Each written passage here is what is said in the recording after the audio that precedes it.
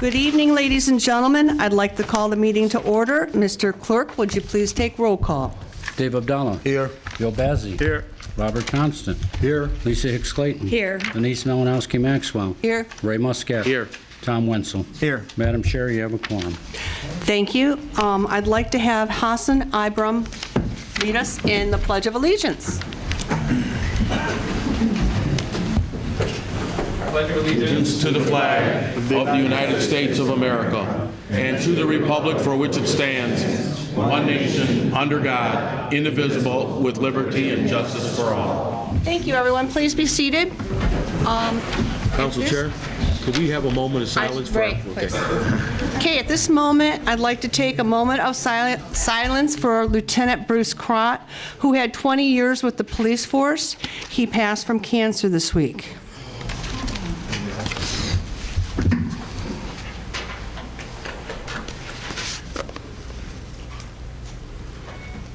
Thank you. At this time, Councilman Wenzel has something to say. Okay. Thank you, Council Chair. As hard as you try to keep your personal life and your duties as an elected official separate, it's nearly impossible. Not a day goes by that any of us sitting up here are out in the yard doing yard work or at a shopping center or at a ball game, and a concerned resident or business owner approaches us with an issue that concerns them. We realize it's part of the job, and we're proud that thousands and thousands and thousands and thousands of people voted for us.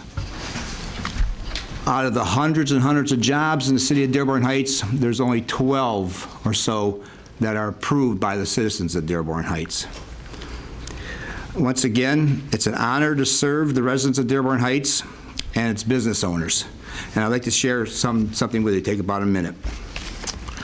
This Thursday, July 11th, marks 2 years since the passing of our daughter, Jamie. Jamie was a single parent. She died shortly after giving birth to her 5th child. My wife, Debbie, and I are now raising the 5 children, 4 girls and 1 boy. Nina, 2, Caden, 3, Jenna, 6, Paige, 7, and Kara, 10. It's a very daunting task, physically, especially emotionally, and financially. Me and my wife and our 5 children are living on a $26,000 pension, plus the money I make as a city councilman. However, with the help of our family, our church, our friends, and most of all our community, we have been able to make ends meet. For the past 2 years, 2 out of the 5 kids have been in diapers. And out of those 2 years, I can humbly say that we haven't spent a penny on diapers. Not a day goes by that we don't come home and there's an Amazon box or a Target bag with a packed case of diapers and some baby wipes. It's true what they say. It takes a village to raise a child. You turn on the news, and it seems like most of the stories are about bad people doing bad things. I just wanted to tell you there are a lot of good people doing a lot of great things. Our family can testify to that. There has been so many people and businesses that have helped our family. Some I see out in the audience today. And even we've had help from the city council members, and even the mayor has donated to our family. Thank you, Mayor. I just wanted to tell this story and say thanks to all those who have helped our family, and God bless all of you. Thank you. Thank you.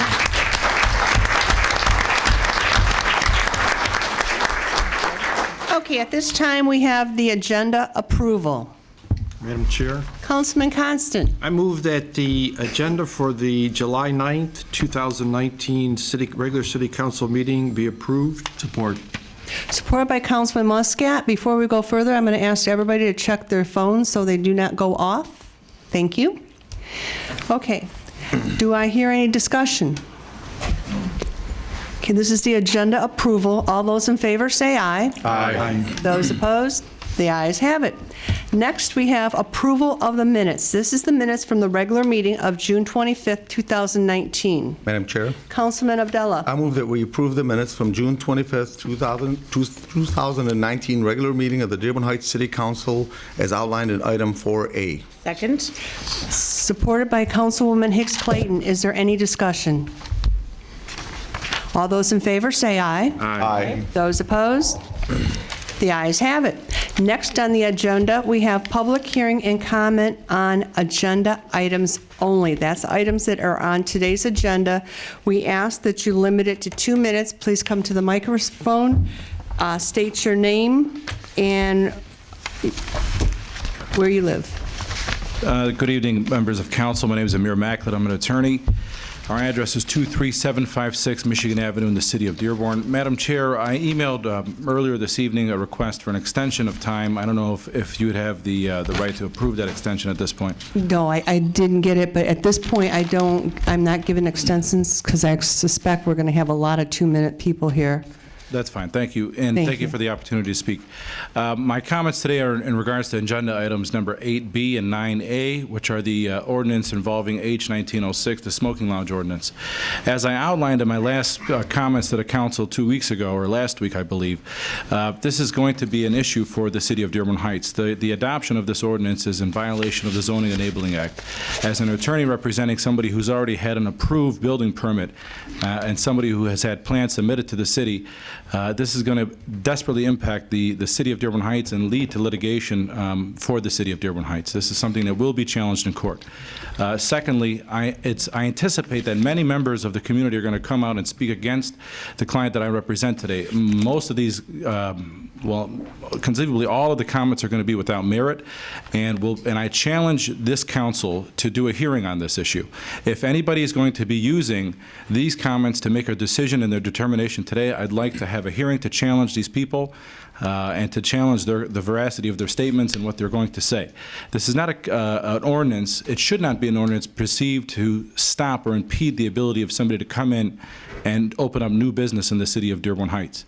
Rather, it should be particularly drafted towards what the citizens require, what restrictions are required in order for this governing body to do a job under the law. Clearly, there are some issues that are going to outright dismantle this ordinance. The Zoning Enable Act is one of them, and the mayor has outlined them. You are at 2 minutes. Thank you. Thank you. Thank you very much.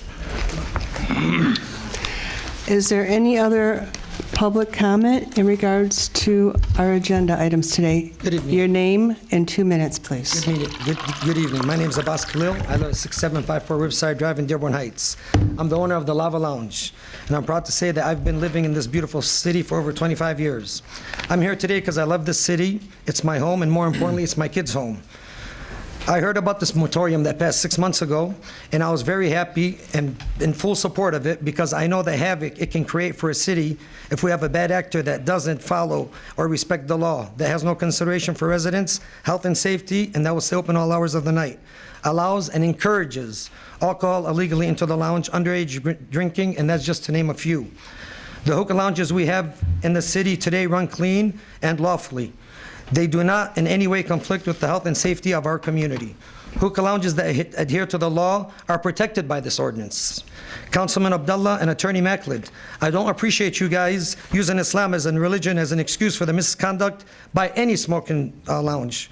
Councilman Abdullah, Islam has nothing to do with hookah lounges. You should know better than that. That's a misleading statement. This is a business. It has nothing to do with religion. No city in America will allow a business with such a horrible record and vast violations, except, I believe, this mayor. I sat here 2 weeks ago at the last council meeting, bewildered and shocked, watching our mayor with anger saying, I quote, "This is ridiculous, this is illegal."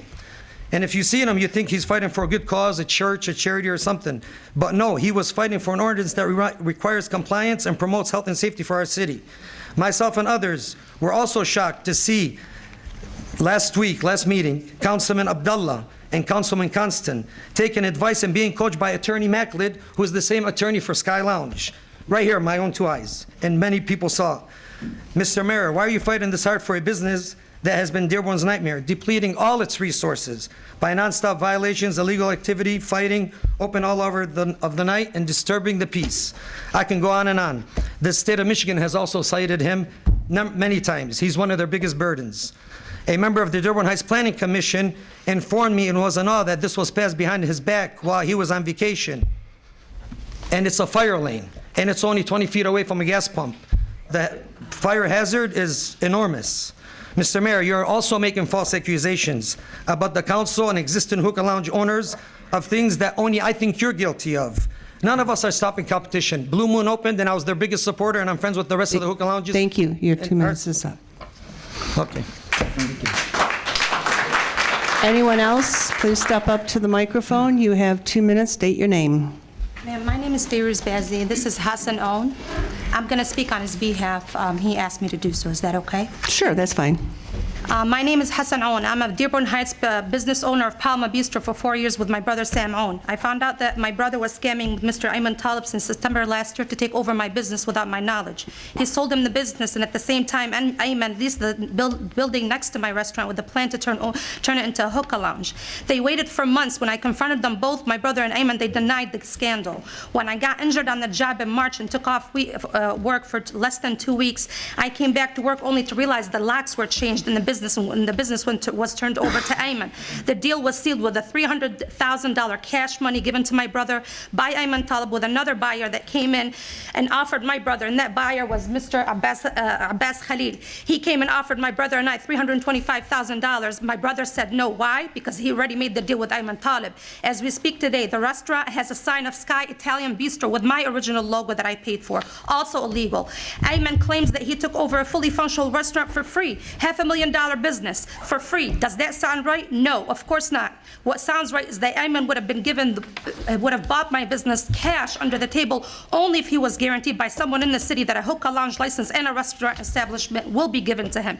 The back and illegal deals given to Ayman were the reason he stole my business with full confidence. Furthermore, Mr. Talib began construction in the nearby building during the time where the moratorium that has taken effect, and I had many videos to prove that. I contacted the city multiple times since October of 2019 to ask about permits, new licenses, and to later complain about the construction and debris, wondering how is he even doing construction when the moratorium didn't even take effect. He stated he doesn't have a license or even a permit. He was not stopped. He continued to do his construction until now. Until now, he's doing constructions, even though he's not abiding by the moratorium, the needed 180 days to stay.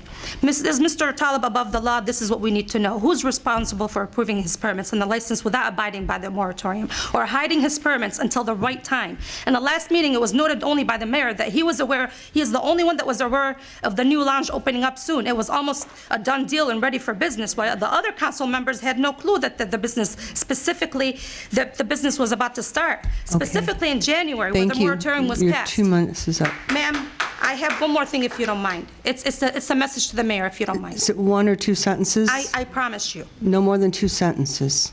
Okay. Hold on one moment. I am asking the city of Dearborn Heights not to allow this hookah lounge to open up in here in Dearborn for many valid reasons, and that will not be beneficial to our country, to our city, our nearby businesses, our community. You will be bringing filth and trouble to the city. Again, I do not wish to include the city of Dearborn into my current lawsuit and litigation, but I promise you, if the city will not make the right decision, I will bring you guys into litigation, and you're the first one. Ma'am, thank you. Please step to the microphone, your name, and you have 2 minutes. Good evening. My name is Sandra Postelnick, and I live on Kinlock Street in Dearborn Heights. I've been here since 2004, and I love living in Dearborn Heights. However, it seems that with this hookah issue that's going on right now, we have an ordinance that states that we are allowed to have 7.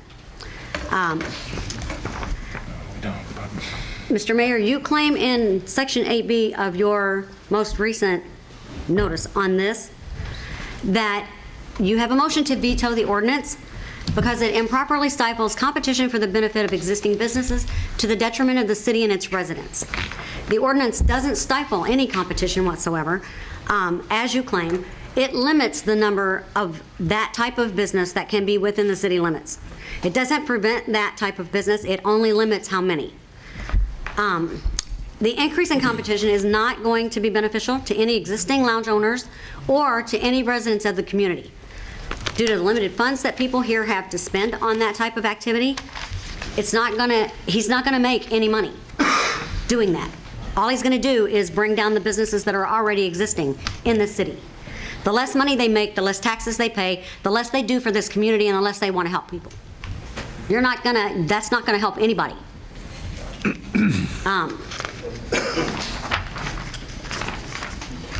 Your claims that the ordinance appears to have arisen from corruption and it will lead to further corruption in 8B Section 2 are also more of an opinion rather than facts as you claim. The reason for the ordinance is obvious due to the size of the city and the need for other types of businesses and not more hookah lounges. Okay, we can have farmers markets, we can have, other types of businesses. We don't have to have a hookah lounge. Please point of order. 7 appears to be a reasonable number based on the number of people in Dearborn Heights. The state of Michigan currently has 275 smoking exemptions assigned. Of that number, only 150 are actually active. Dearborn Heights population is approximately 1% of the state of Michigan at this time. Based on a per capita data, which I got from the state of Michigan, we're at 60,000. That would equate to 1 hookah lounge for this city. 1. We have 7. We have an ordinance that states all we need are 7. And you're telling someone that they can bring another one in because you say it improves our economy and it helps our community. I don't see anywhere where it's going to do that. Thank you. Thank you so much.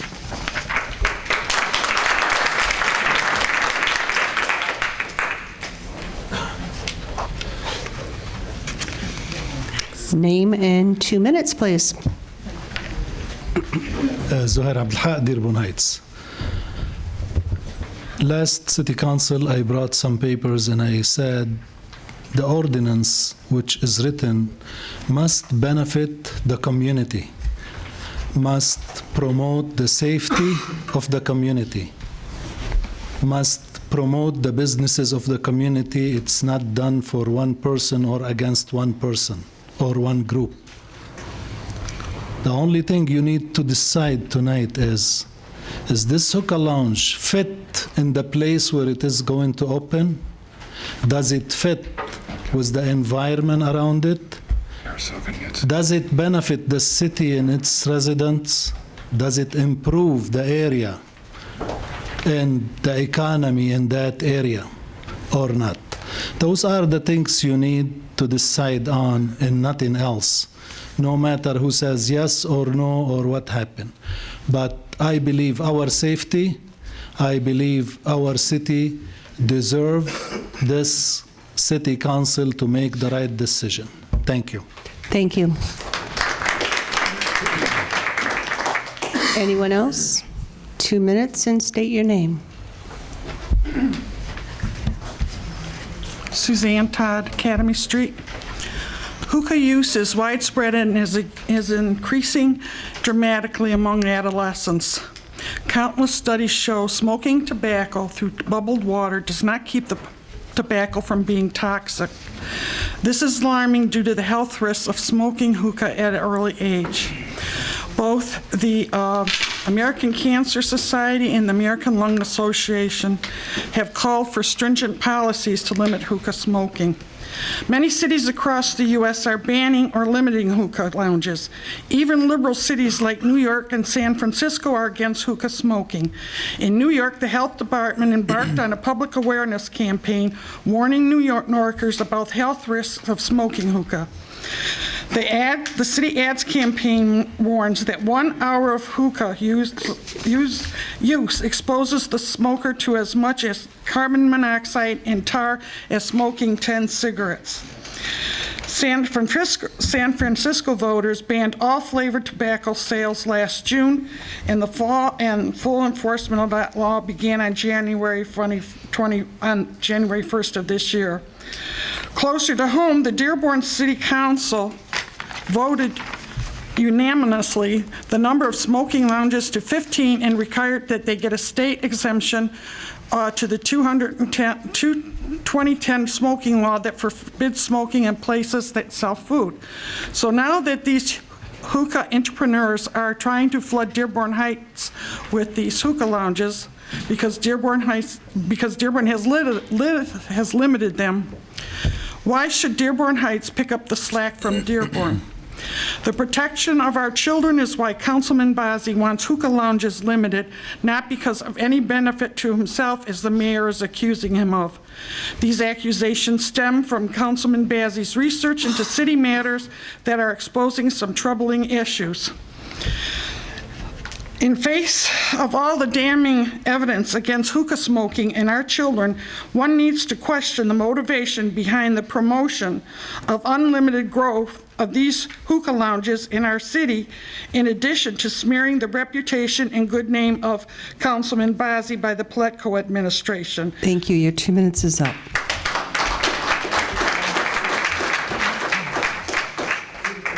Your name, and you have 2 minutes, Lisa. Hi. Apparently you already know me. Uh-huh. My name's Lisa Oshansky. I live on West Pleasant Ridge. I'm going to expand a little bit on what the previous speaker said, and I'm just going to bring it down to, really, it's not about the lawsuit, but, really bring it, because look at the citizens here. We don't want you in this town. It's that simple. It doesn't matter if you're Sky Lounge or ABC. It's one more than what the limit allows. We have limits on things like medical marijuana dispensaries based on the mileage and the customers and the distance. This is no different. Don't let him scare you. Beyond that, this particular one I find very disturbing, in that we have the administration saying, throw open the doors of Dearborn Heights, come on over. Yet, it's the same as if you had someone in your subdivision who constantly has the police called on them dozens and dozens of times, hundreds of pages of documentation for, illegal acts, whether it's domestic violence or illegal drinking or underage things, fighting, gunfights, or guns going off. And yet, when the house next door to you comes open for sale, you run over to them and say, hey, you should rent this. Nobody in their right mind does that. Would anybody here? I think not. That is the reality. So there's only 2 reasons that the citizens can find for such an action, and that is personal gain or you're crazy. Take your choice. I don't really care. I don't have a horse in the race. But we don't want another hookah lounge. Thank you. Any other comment? Name, and you have 2 minutes, please. Hi, my name is Najah, and I live on Whitefield Street in Dearborn Heights. I think, put everything else aside, I have read a lot of reports regarding incidents that have happened in the city of Dearborn. I think, put all of that aside, which that is extremely concerning to me. My parents live 2 blocks from this location, and that for me is a problem. My children are always there, so for me, bring those problems to my home and where my kids are, that's an issue for me. And it's an issue for my family, it's an issue for my siblings, and it's an issue for my parents. It's right in our neighborhood. But put all of that aside, I think what I'm finding to be the most concerning is that construction is still happening on this property, even with all of this going on. Like, why are we continuing to work on a building where your citizens are concerned about it? It's not been approved. We have an issue where you guys are having to make a decision. How is construction continuing to happen? Why are they just yesterday tearing up the patio to put a patio in? Again, I don't know the business owner personally. I have nothing against him personally. My issues come from all of the reports that I've seen with my own 2 eyes, and I know we have copies of all those reports from the city of Dearborn. They did a FOIA, we have a FOIA for all of these, these issues. And why would we want to bring that to our city? Why do we want to bring that to our home, where my children live, where your children live? Why? if any other business had those types of issues and that many citations, we would not put up with it. This room would be full with this many people to fight that business, just the same as we are today. So I'm really disappointed in seeing that they're continuing to work on a building that they technically don't have a license for a hookah lounge yet. The state of, there is no license for a hookah lounge. How are they continuing to dump money in a building that they don't have a license for that business? Unless they've been promised a business. So, that's my Thank you. Name, and you have 2 minutes. Good evening. My name is Hassan Bazi. I live on Sheehan Highway, by the way. That's for the chief. The question is going to be asked here. Why this particular business was shut down in Dearborn, and why is the landlord of this particular business refused to renew the lease even though they paid more money than they were paying before? We don't need this kind of business in our city. Please take this in consideration. Thank you. Thank you. Next, your name, and you have 2 minutes, please. My name is Ed Peralik. I live on Robindale Street. These across the street on Warren, it was a Red Apple hookah, I think a hookah lounge, okay? They would stay up until 3, 4 o'clock, maybe 5 o'clock in the morning, drinking outside and everything else, and smoking the hookahs and everything else.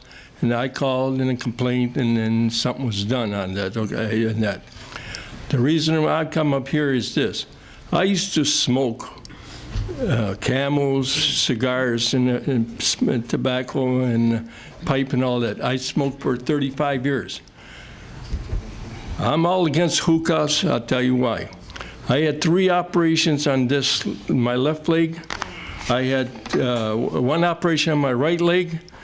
I was in intensive care on my left leg for a day and a half because I had blood clots in there, and I just had an operation, angioplasty, and again on my right leg. The hookah in that is more tobacco that you're blowing out, because I see it blown from the hookahs, okay? And you're taking all that stuff in there. That's all doing is ruining your health. I'm all against it, and stop all this hookah stuff here. Okay, thank you. Next, state your name, and you have 2 minutes. Gary Mayaki, Plainfield Street, obviously Corporation Counsel for the city. The mayor's veto was totally accurate with regard to all the legal aspects that were stated. If people oppose hookah lounges or smoking lounges of this sort, then they need to recognize the opinion that I gave, and the opinion that was reiterated, and the opinion that basically was bolstered by Mr. Roberts as well. This will violate the Zoning Enabling Act. We've already said that, and there are numerous other issues. So if this body wants to end up doing something about hookah or about smoking lounges, it needs to follow the law. That is a very important consideration, and if this body overrides the veto, we are going to have some very serious legal problems. Thank you. Any more comment? Okay.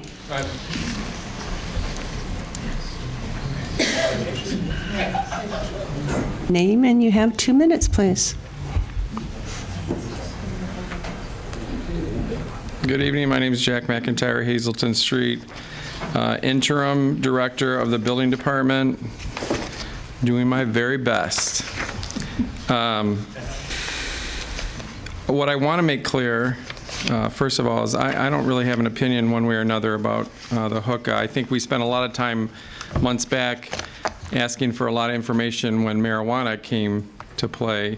And I'm going to age myself for a second. This same location used to be a disco, and I used to go there. We smoked, we drank, and we were outside. It was near a gas station. But at that point, it was the police that's their job to step in and to police those situations. I don't know the history.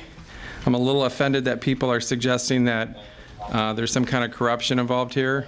If anybody knows me, I'm the last corrupt person there is. I don't take even free iced teas when I go through the drive-thru at Tim Hortons, even though they insist. I tell them, might be a policy for you, but it's not a policy for me. I'll buy my own iced tea, thank you. But I want to make clear of some things. We didn't do anything in the building department that was malicious. We didn't do anything that was contradictory to any procedure. This gentleman came forward and he filled out a building permit. I've made these available. He filled out this permit back in the fall, in October, and eventually in November, before a moratorium was even suggested. And in the application, he says that the tenant space will be a build-out for a hookah lounge, improvements by adding windows. We knew at that time that his process was going to take a long time. If any of you watch some of the houses that are built in this city, sometimes they take 3 or 4 years. So we knew that this process was going to take a while, but we did issue permits right at that point in time. Particularly, he wanted to install some windows and doors before the winter months. So those permits were granted. So I just wanted to make it clear that this process was started before a moratorium was suggested. If anybody would like to review the permits, the application, the plans, please call me in the building department. I'll be more than happy to share those with you. So, thank you. Thank you. And I was very good at disco dancing, by the way. So. Thanks for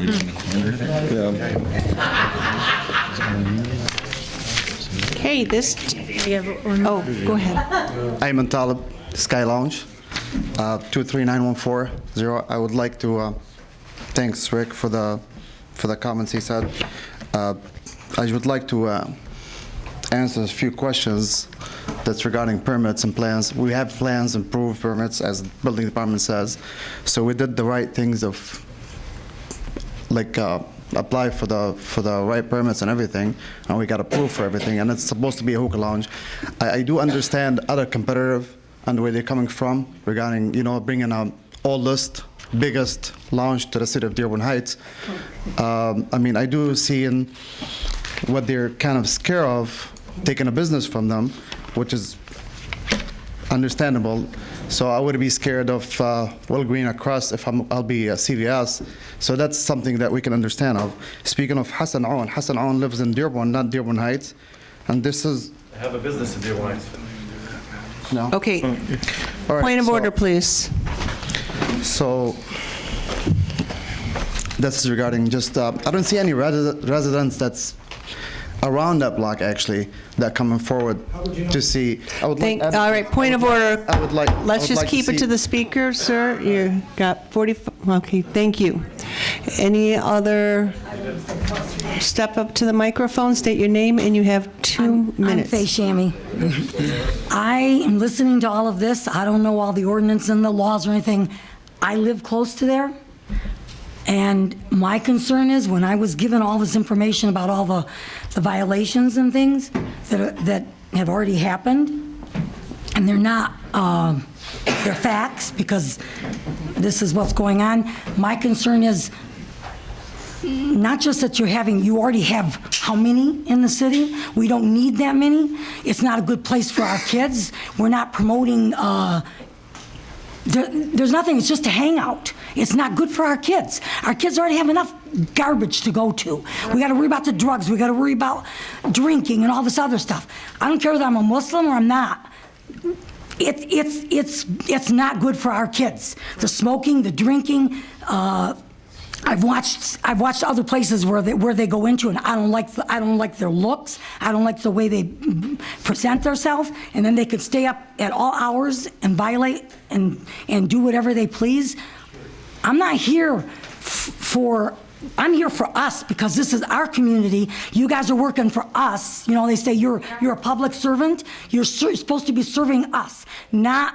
And can I accuse anyone of being doing anything illegal? No, because I don't know enough.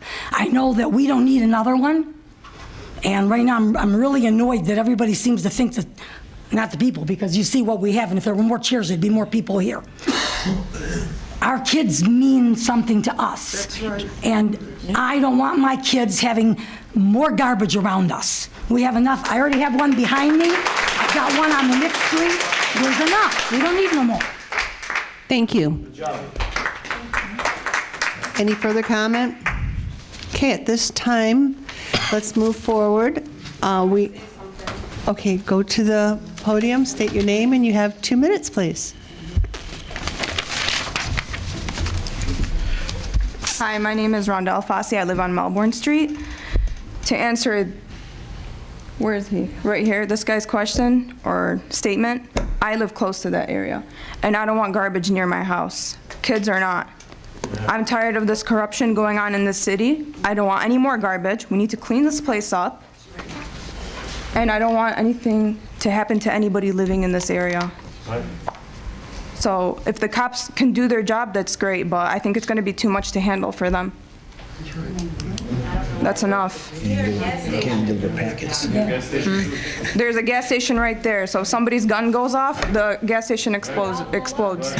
You guys think about that? Thank you. I pay a lot of money in taxes living in the city, and I want the best for myself and everybody else here. If this city goes to garbage, I want my money back.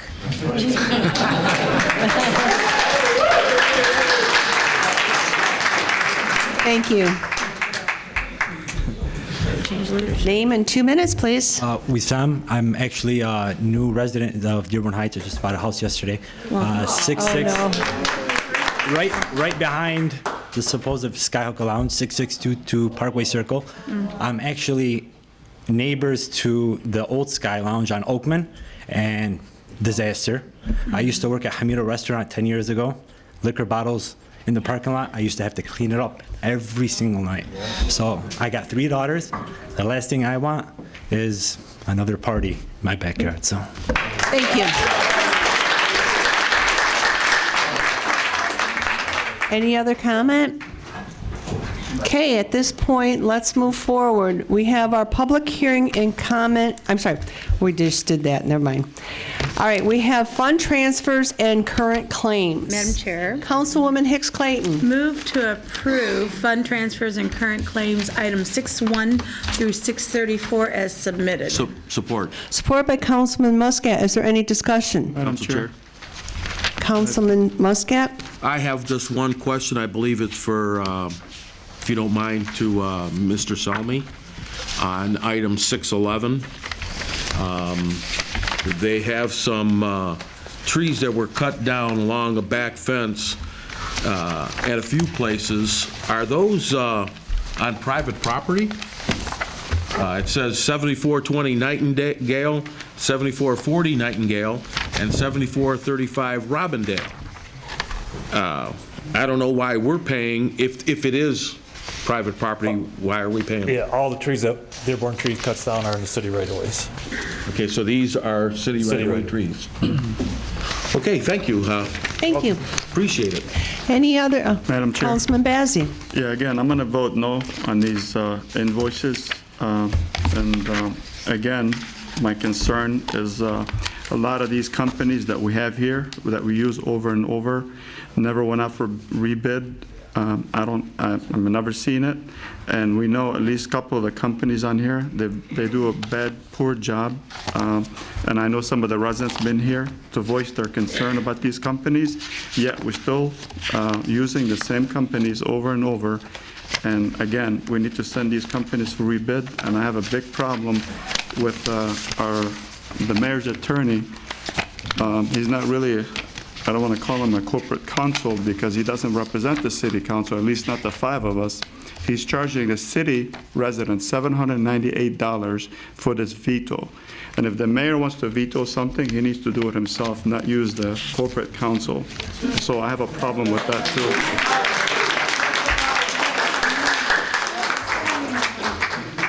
Madam Chair. Councilwoman Hicks Clayton. Thank you, Madam Chair. As the maker of the motion, I have a question for Councilman Bazey. I would amend the motion to pull out the specific item so we don't penalize everybody that's in the current claim. Would you be willing, is that okay? And would you provide that He's got a few items in there. It's not just the $800 Okay. bucks. There's other items, and plus the companies that needs to go out for rebid. The one of the companies that they threw it in front of us a few days in advance, and now they're using them without, I haven't seen a rebid for that, so. So I'm willing to amend and pull those items out. I'm good if you want to But amend and pull them out. can you name the item numbers, Well, please, there's a for the cement minutes? company. We need to send that out for bid. I'm sorry, what was the number? Cement company. I don't Do want you to have the name. claim number, please? That way the secretary can note those, and then I would amend the motion First for one that. is 6-1. 6-2. Let me see, there's 6-2. And also 6-4.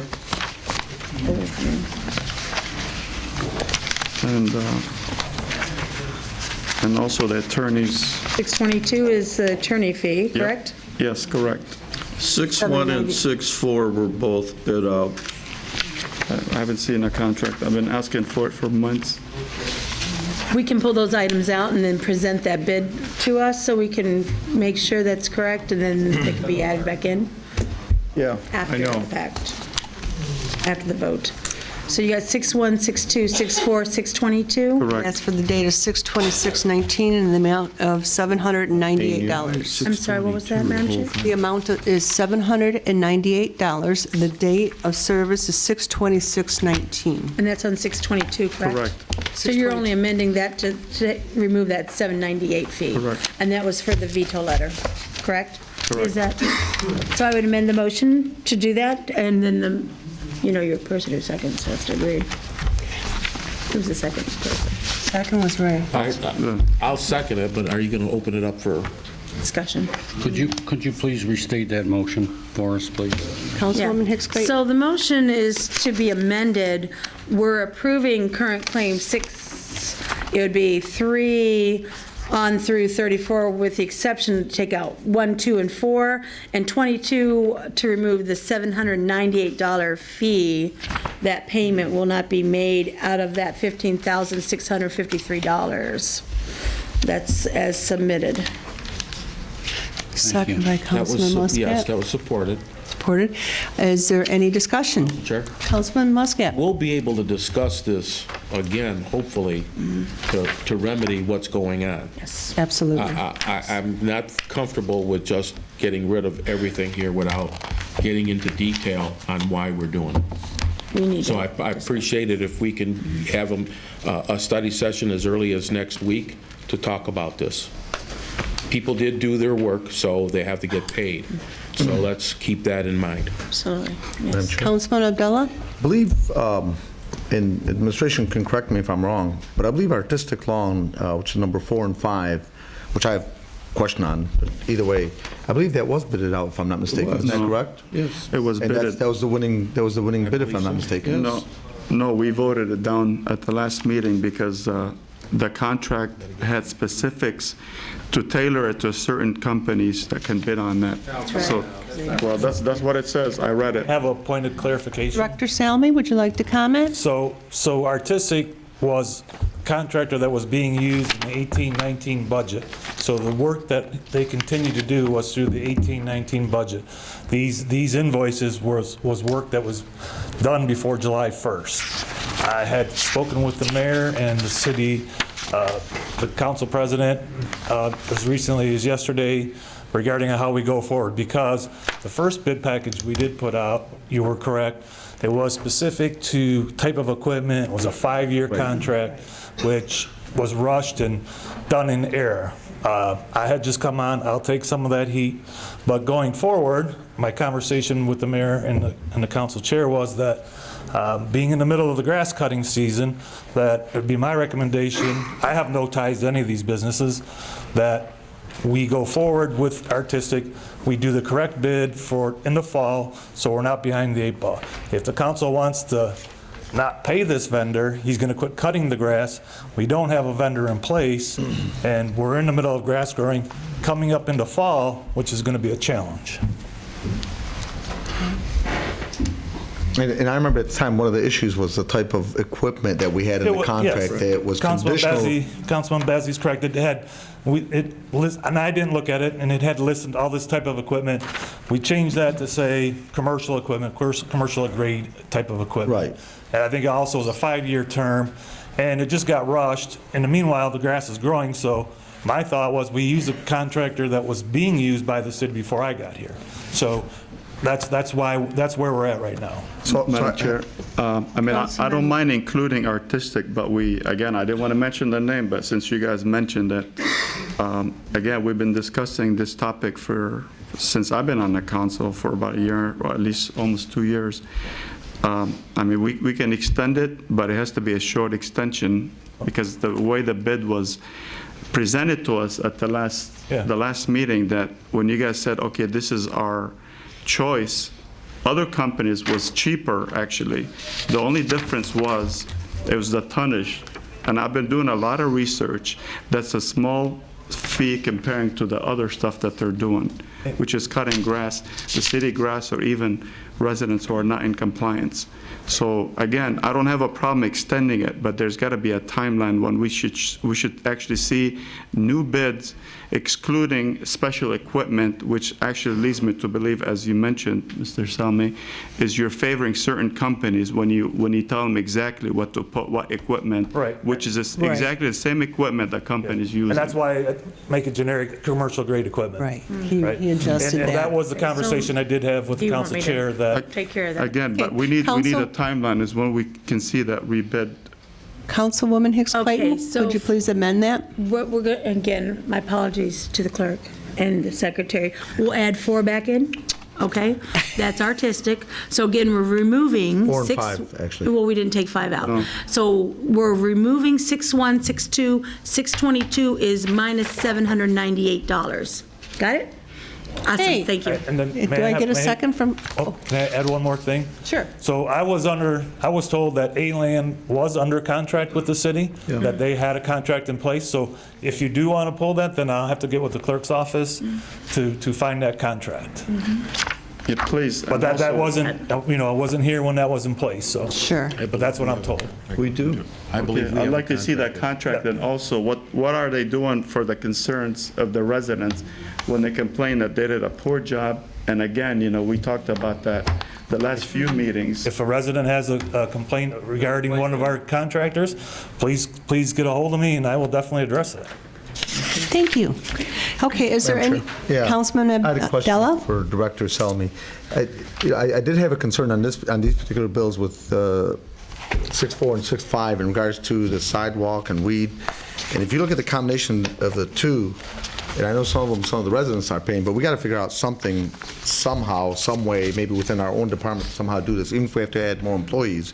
But you got $29,456 paid out to sidewalk and weed, and then the next one's $6,887 for a combination of, give or take, around $36,000. That's a lot to pay for grass cutting during one period. And as we've had this conversation and previous conversations, that first and foremost, we need to get the equipment, which there's some equipment being asked for tonight. We started adding it. And then, I need to have equipment before I can add bodies. Right. So. Well, we've got to, when we're paying out that kind of money, we've got to figure out something where we're doing it ourselves instead of, bidding it out. I don't disagree. Sounds like. Okay, thank you. Is there any further discussion? Council Chair, just a clarification. My understanding is that we're going to be talking about this in a study session that's going to end up being brought up in the near future. In the near Is that correct? future, yes. I don't know what date Very near yet. future, I hope. Okay, very good. Like next week. We'll talk then. Okay, is there any further discussion? All those in favor say aye. Aye. Those opposed? The ayes have it. Next item on the agenda is reports from Mayor. We have the Crestwood High School Annual Homecoming Parade, which is Friday, October 4th at 2019. Madam Chair. Councilwoman Hicks Clayton. I move as City Council, we grant permission to Crestwood High School to hold their annual homecoming parade on Friday, October the 4th, 2019. The start time is 5:30 p.m. And of course, Police Chief Walter Attorney and Fire Chief Brogan have approved the route and will provide any services they require as outlined in 8A. Support. Supported by Councilman Constant. Is there any discussion? All those in favor, say aye. Aye. Those opposed? The ayes have it. Next, under reports from mayor, we have a veto of motion approving adoption of ordinance H-19-06 regarding smoking lounges. Mr. Clerk, can you read our charter 7.13, please? In regards to how we handle vetoes? Section 713. The mayor shall have the power of veto of resolutions and ordinances passed by the council, provided that the said veto with the mayor's reasons in writing must be filed with the city clerk at least 24 hours before the date of the next regular meeting of the council, at which said meeting the clerk shall present such veto or vetoes to the council. The council may, only at said meeting, reconsider the vote at which such proceedings were passed and adopted, and if so elects, may only at said meeting readopt such proceedings by a 5/7 vote of all members elected, in which event the veto shall be overridden, and it will bar the right of the mayor from future vetoes of the proposed legislation. Such proceedings will then become effective on the following day succeeding such meetings of the council, and ordinances so passed shall become effective immediately thereafter upon publication. No ordinance, resolution, or other proceeding shall be published until the meeting following the meeting at which said ordinance, resolution, or proceeding was adopted. Thank you. Okay, at this time, in accordance with Charter 7-13, we have under reports from city officials, Council Pro Tem Bazey must reintroduce for possible reconsideration of City Council Motion 19-254, Ordinance Number H-19-06, Smoking Lounges. Madam Chair, Councilman Bazey. I move the council to reintroduce ordinance H-19-06, smoking lounges, for the second reading again, as it was introduced in motion 19-254 from the last meeting, as outlined currently is 9A. Support. Supported by Councilman Muscat. At this time, we will need to re-vote on this.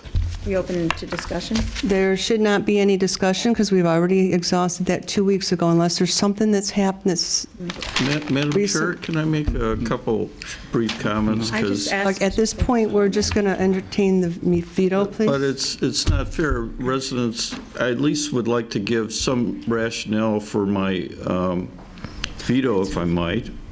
Be very short. Okay. We did check with the police chief. There are no problems at any of the existing hookah bars. The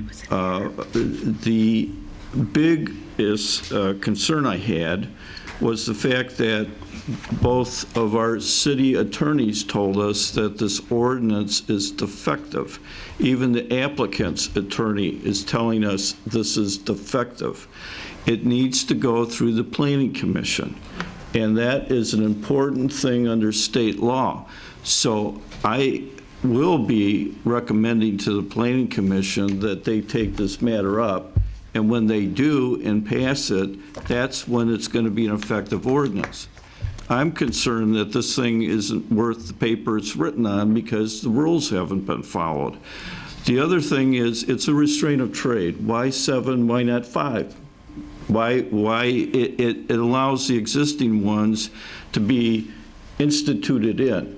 What that will mean is, like we have with liquor licenses, there's only so many. So now you add a premium to that, and an owner of an existing hookah lounge now might have a $500,000 improvement as a result of this ordinance. That was part of my concern. The other thing was Councilman Abdullah came up with, I believe it was 9 items.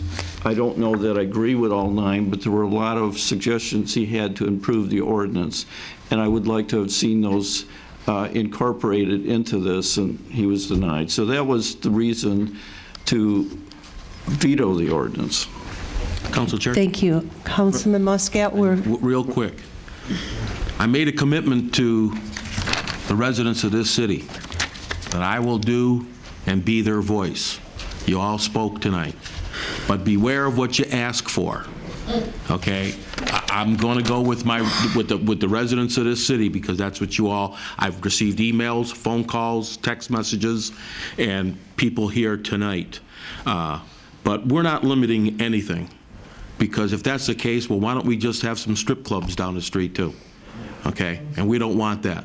All right? And I don't want more bars either. So that's what I have to say, and I'm standing with the residents of this city. Thank you. Councilwoman Hicks Clayton, please keep it brief, because we took a lot of time on this a couple weeks ago. Madam Chair, because you did give the floor to others, and I was not here 2 weeks ago when this was voted on, and I should be able to share what I'm going to share with you as your elected official. So thank you for that. I will be brief.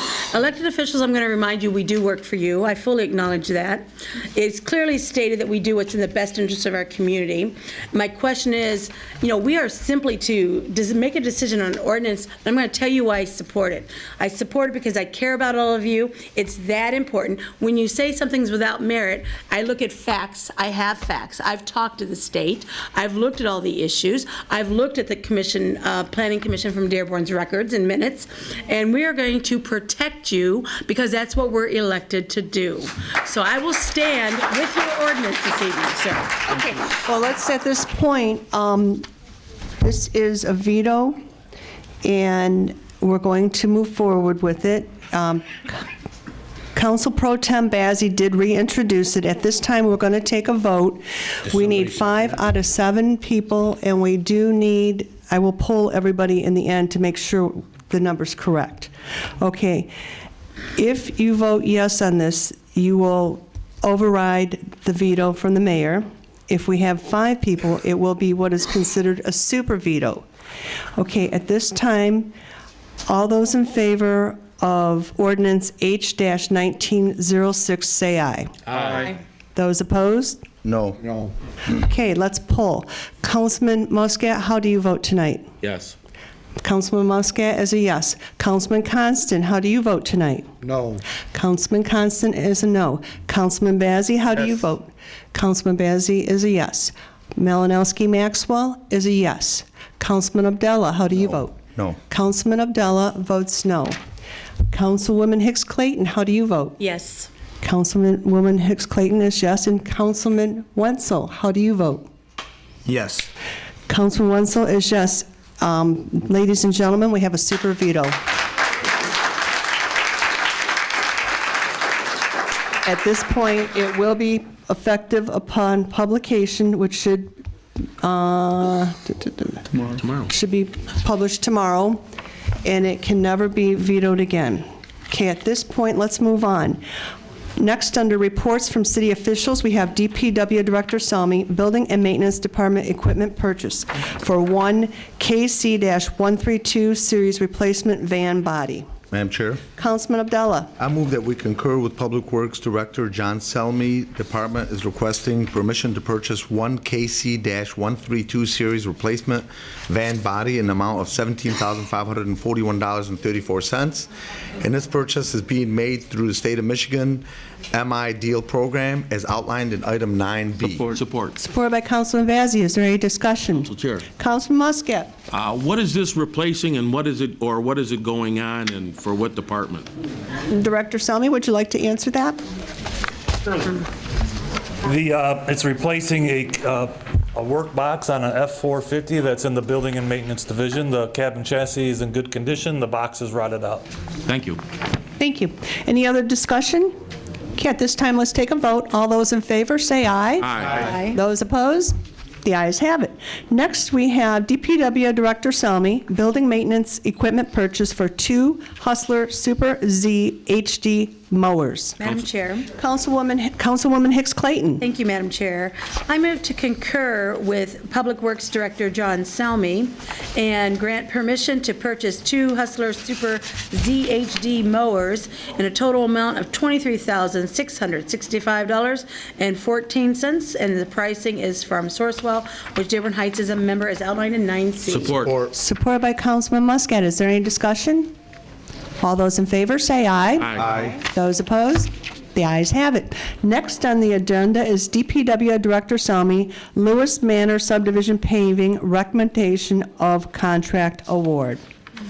Madam Chair, Councilman Abdullah. I move that we concur with Director of Public Works, John Selmy. The department has has reviewed and concur with Wade Trim's letter dated July 1st, 2019, that Hutch Paving from Warren, Michigan submitted the lowest responsible bid for the Lewis Manor paving project, and we are requesting contract for this project to be awarded to Hutch Paving in the amount of $999,400 as outlined in item 9D. Support. Supported by Councilman Muscat. Is there any discussion? Council Chair, Councilman Muscat? is this the same company that did Lewis Manor before? I believe so, but I'll defer. Okay, okay. You believe it is? Okay, also... Yes, it's the same contractor. I wasn't here when that happened, so. Okay, also... It is the same contractor. It is. Okay, also, too, I have a question. There doesn't appear to be a contract connected with this 9D. Director Selmy? Yeah, this is similar to the one we went through with the old Orchard Pond. We have to have the council award the bid, then we can give the contractor the award so he can get his insurance and bid documents together. If you'd like, we can bring it back to the council. I would suggest that we would change the wording in here to bring it back to council after the award, the bid is approved. It has to. Yeah, because in here it says it goes straight to a signature, and we got a two-step process we need to make sure we do. Okay. Madam Chair? Councilman Abdullah, can you amend I'm willing it? to amend my motion to include conditional upon final approval by City Council of the projected contract. Okay. Suppose. I'm not supporting the same contractor, no. Somebody else will have to support that. I'm not supporting it either. Support. Supported by Councilman Constant. Is there any discussion? Madam Chair, Councilman Bazey. I do believe what Councilman Muscat, I have the same concerns. We've had the same issues before with paving, and I know it took months. I don't even know, and it was brought to the city engineer, and I don't know if that issue was resolved with the paving. So was that resolved, sir? They are working on it. They did a do year later. They did do some pavement removal, and then they are going to be putting the patches in, if not this week, next week. It's two spots that they did on Fairwood there. Okay, well. And I don't know if that's going to be sufficient. Plus, we still haven't seen any work done, the shabby work done on Hass. Told me it was going to be the springtime. My God, we're getting into August here pretty soon, and I haven't seen anything done. Okay. Any further discussion? Madam Chair. Councilman Constant. I remember when I was in the Michigan legislature, we had to have all these hearings because the city of Detroit, they got way behind in their bills. They were, the council, the city of Detroit is known to be somewhat bombastic, and I don't want to see the same thing happen here. Just go through each bill and pick and say, well, this or that, so we're not going to approve it. We're creating a lot more work for ourselves than I think is necessary. Personally, I feel that's our fiduciary right to do that. Yes. That's why they're individually listed. Yep. And Madam Chair. Councilwoman Hicks. This is a contract, not a bill either. That's the other thing. You're trying to get it in front of it because it's an ongoing problem that has not been resolved in a timely manner. So why would we award more work to somebody who hasn't done it right the first time or fixed it? The council has an option. There's two other bids in there. The next bid is $187,000 higher. That's the council's choice. Okay. At this time, Councilman. I'd like to ask Wade Trim or the director, do they think these issues that we had were result in poor craftsmanship as a result of the contractor? Well, where the two patches are, the second overlay was thin in that area. They have to work on some of the center line separation still. But if you look at the subdivision in a whole, it's gone through two winters and it's held up very well. Thank you. Okay, thank you. Any further discussion? Okay, we are voting on the Lewis Manor subdivision paging recommendation of contract award. All those in favor say aye. All those opposed? No. No. The noes have it. Was it 7 people voted no? Let's take a poll. Councilman Muscat? Yeah. Councilman Constant? No. Councilman Bazey?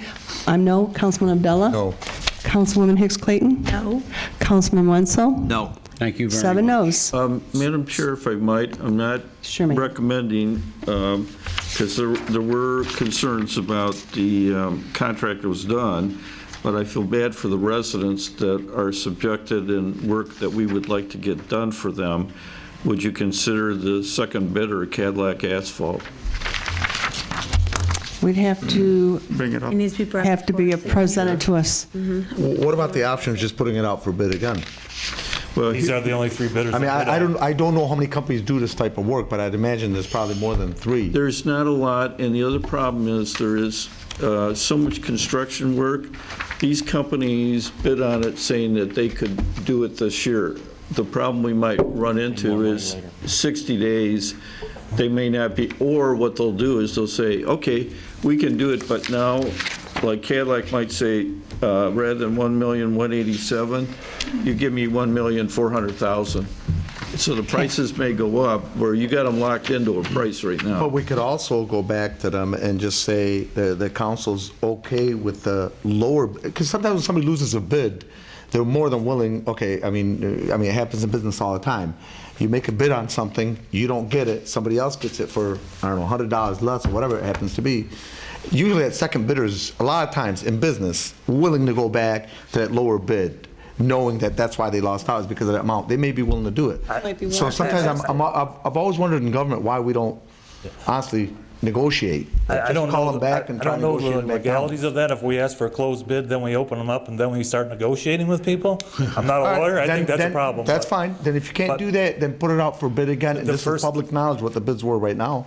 But the only 3 companies that bid on it, and you probably won't get anybody to bid on it. Secondly, you will not get it built this year. But the problem, Mr. Salmi, Director, is the job that this company did, and I've seen it personally, visually myself, was terrible. And honestly, I'm not a construction guy. I don't know how fixable it is. Yeah. I mean, they may be able to patch something here and there, but I don't think it's fixable. Because I deal with concrete all the time in my business, and when something's got a crack, I mean, this thing had a crack from, God, I think a block long. More than that. If the council's not satisfied with this bid, you have the ability to award to the next bidder. Council Chair? Okay, can you present that at the next meeting then? I can. It's go to the next $187,000 more, roughly, so just as long as everybody's. Council Chair, I make a motion that this council approve the bid of Cadillac Asphalt LLC in the amount of $1,187,800, which is not far off from the lowest bid, okay, of $999,400. So that's my motion. Support. Support by Councilwoman Hicks Clayton. Is there any discussion? And please turn the phone down. Madam Chair, Councilman Abdallah? I just don't know if I see that point, but at the same time, it's a much, much bigger difference. I mean, we're talking about almost $200,000. I personally just don't feel comfortable giving it out to the second bidder. Okay, personally, I have questions too. In regards to these bids, I'm sure that the other 2 companies were told that they weren't awarded the bid. So I think we'd like to make sure. We didn't tell them anything yet because we're asking for you to approve it first. That's what my question was, because I was afraid that if we told them the first one won, they might have went on and scheduled other things and can't honor what they originally bid. That would be tomorrow's phone call to whoever the bid is awarded to by the council. They have to hold their bid price for 60 days. Gotcha, thank you very much. That clarifies a lot. Wait, so it's impossible to go back to the second company and say, I think we could get you the job. I know you said about closed bids, but I mean, it was rejected. It should be closed bids. It wasn't rejected. I mean, no, I'm talking about the $999 was not okay, so they're not going to get it. I just don't see, there's got to be a legal way, okay, I'm not an attorney, where you contact the guy at 1.187 and say $1,050,000, whatever. With the amount of profit they're going to make, I'm sure any business would do it. I just don't see why sometimes we don't negotiate. It drives me nuts. In this type of work, that there is so much of that work, I don't know that they're interested in even doing that. Yeah, I'm just speaking from personal. And I respect that, but why don't we try? But, I can understand, too, that the company that we did work with in the past that got the lowest bid did the less than standard work anyways. And so I worry if we do go lower, that they might not cut the quality of their work, too, to meet the price we're requesting. Must get put on motion. so Chair we can call the vote on vote. it. We have a motion on We the do floor. call the We vote. got a Madam motion on Chair. the floor. Any further discussion? Chair. Councilman Constant? Yeah, well, what sometimes happens with buildings and so forth is, like with value engineering or different things, they can do the job for less. That might be discussed, but it's public money, so the bid process has to be respected, I would think. Okay. Any further discussion? All those in favor, say aye. Aye. Those opposed? No. Councilman Abdullah is no. The ayes have it.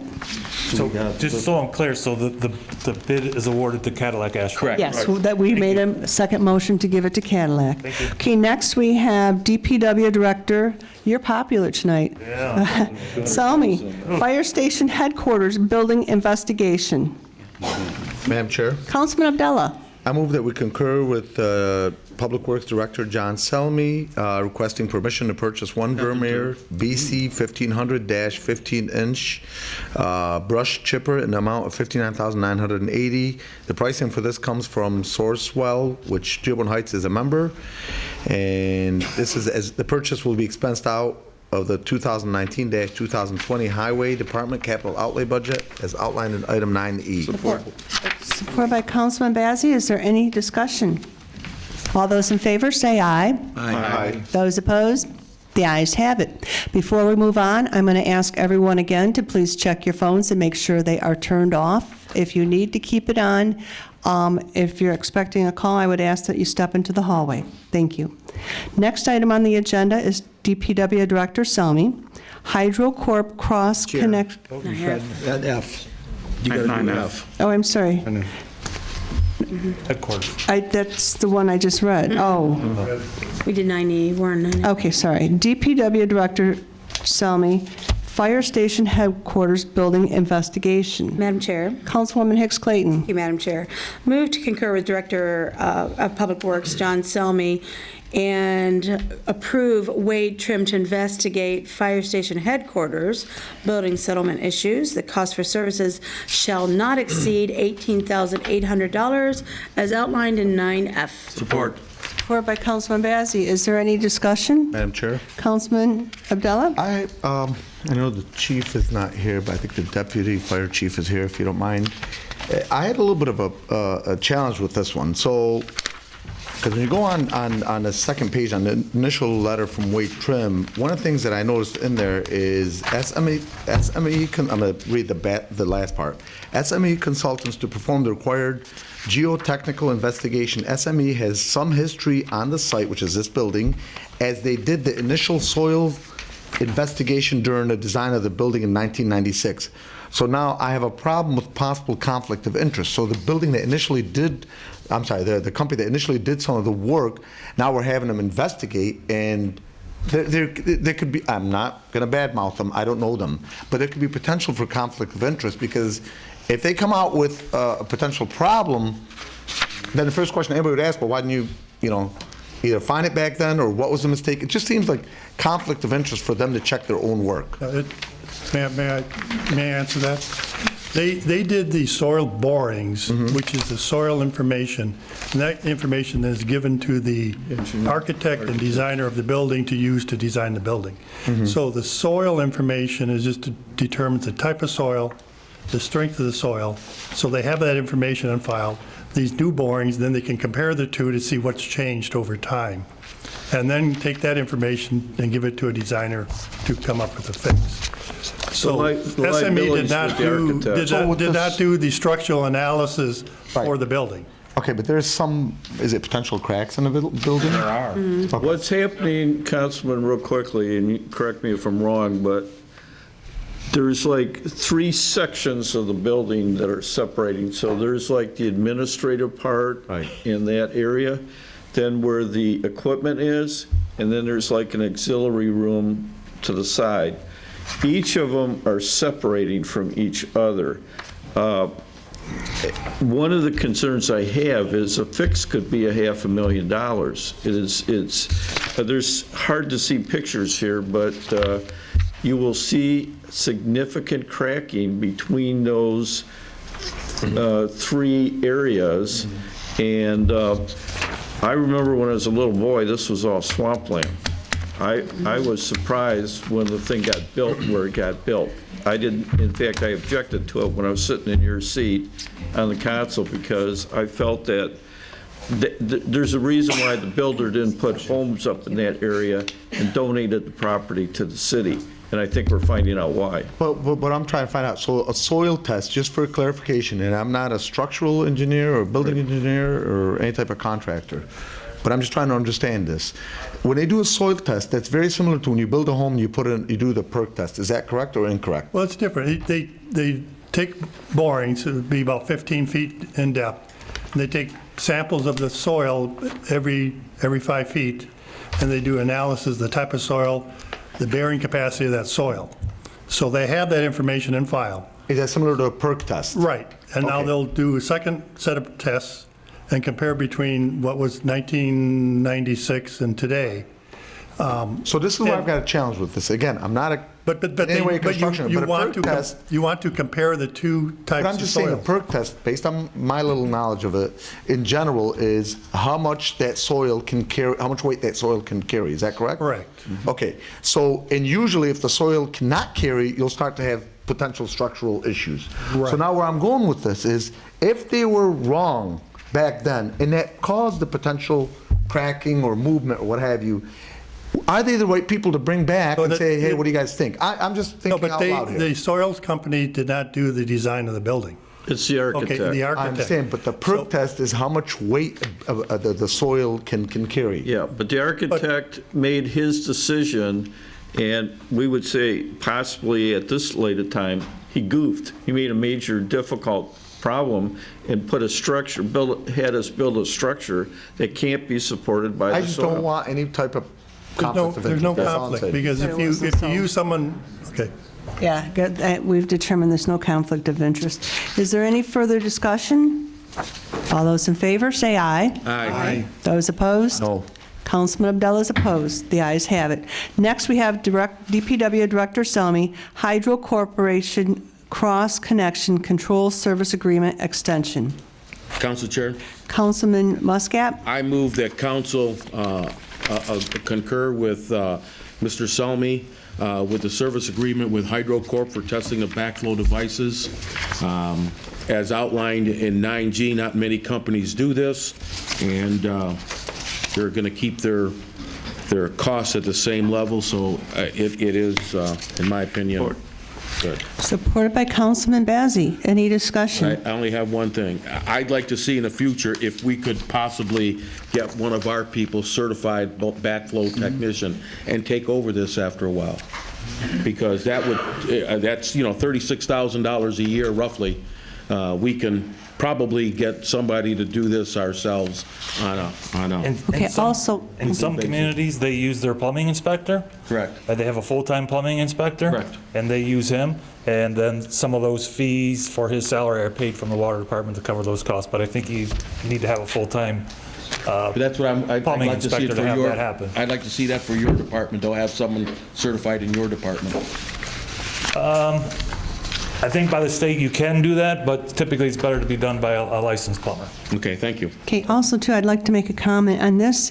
There's no contract document that appears to be needed to be signed, because all they're asking for is you want to extend this in agreement with 4.2 renewal. So if we pass it, you don't have to sign anything, you can just go forward with it. Initially was awarded as a 3-year Right. contract, and then they did a 1 year last year. And Yeah.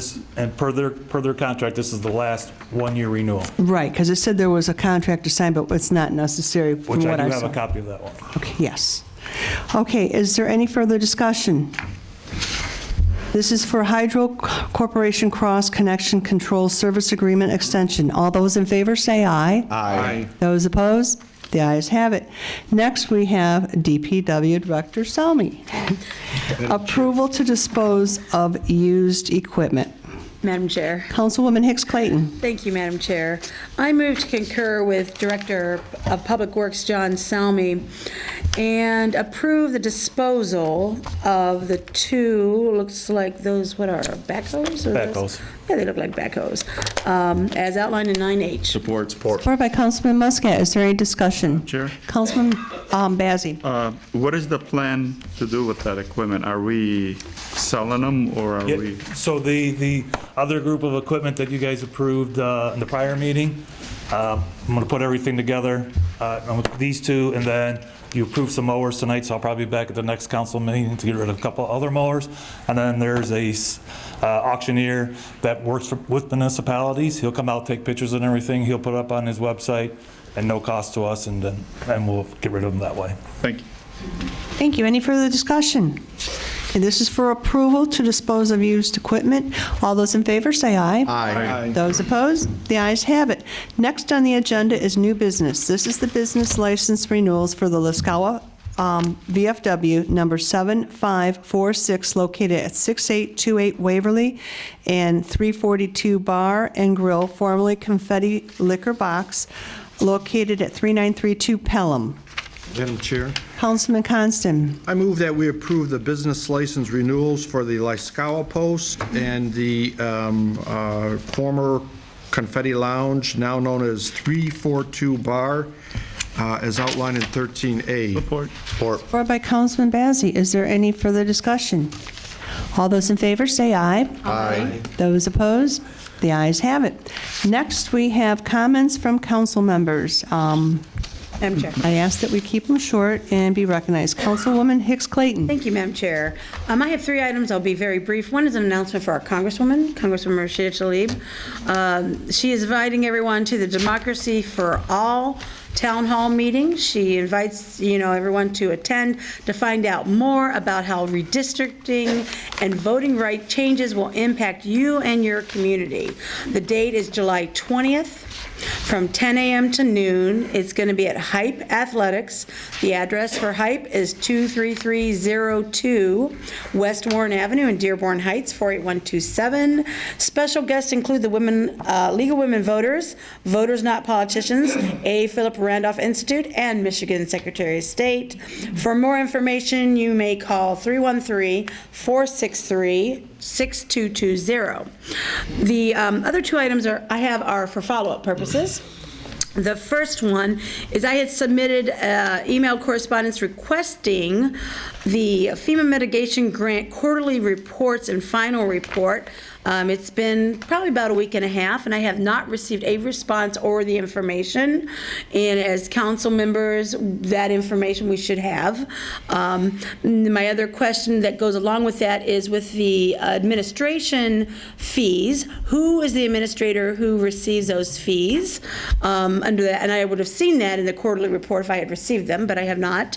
And then the second thing I have is it's been over a month since, all due respect to Corporate Attorney Miyake, we met and I handed you the 2 ledgers for Act 345, the one that I received from our comptroller in December 2018, and then the one that was a FOIA copy from January 2019, and they did not match. There were additions of expenses added to the FOIA one, and I have not heard back. And I know you said you needed time, and I respect that, but it has been, over 30 days. So I'm looking to see if we have that available, and if you make that available to council.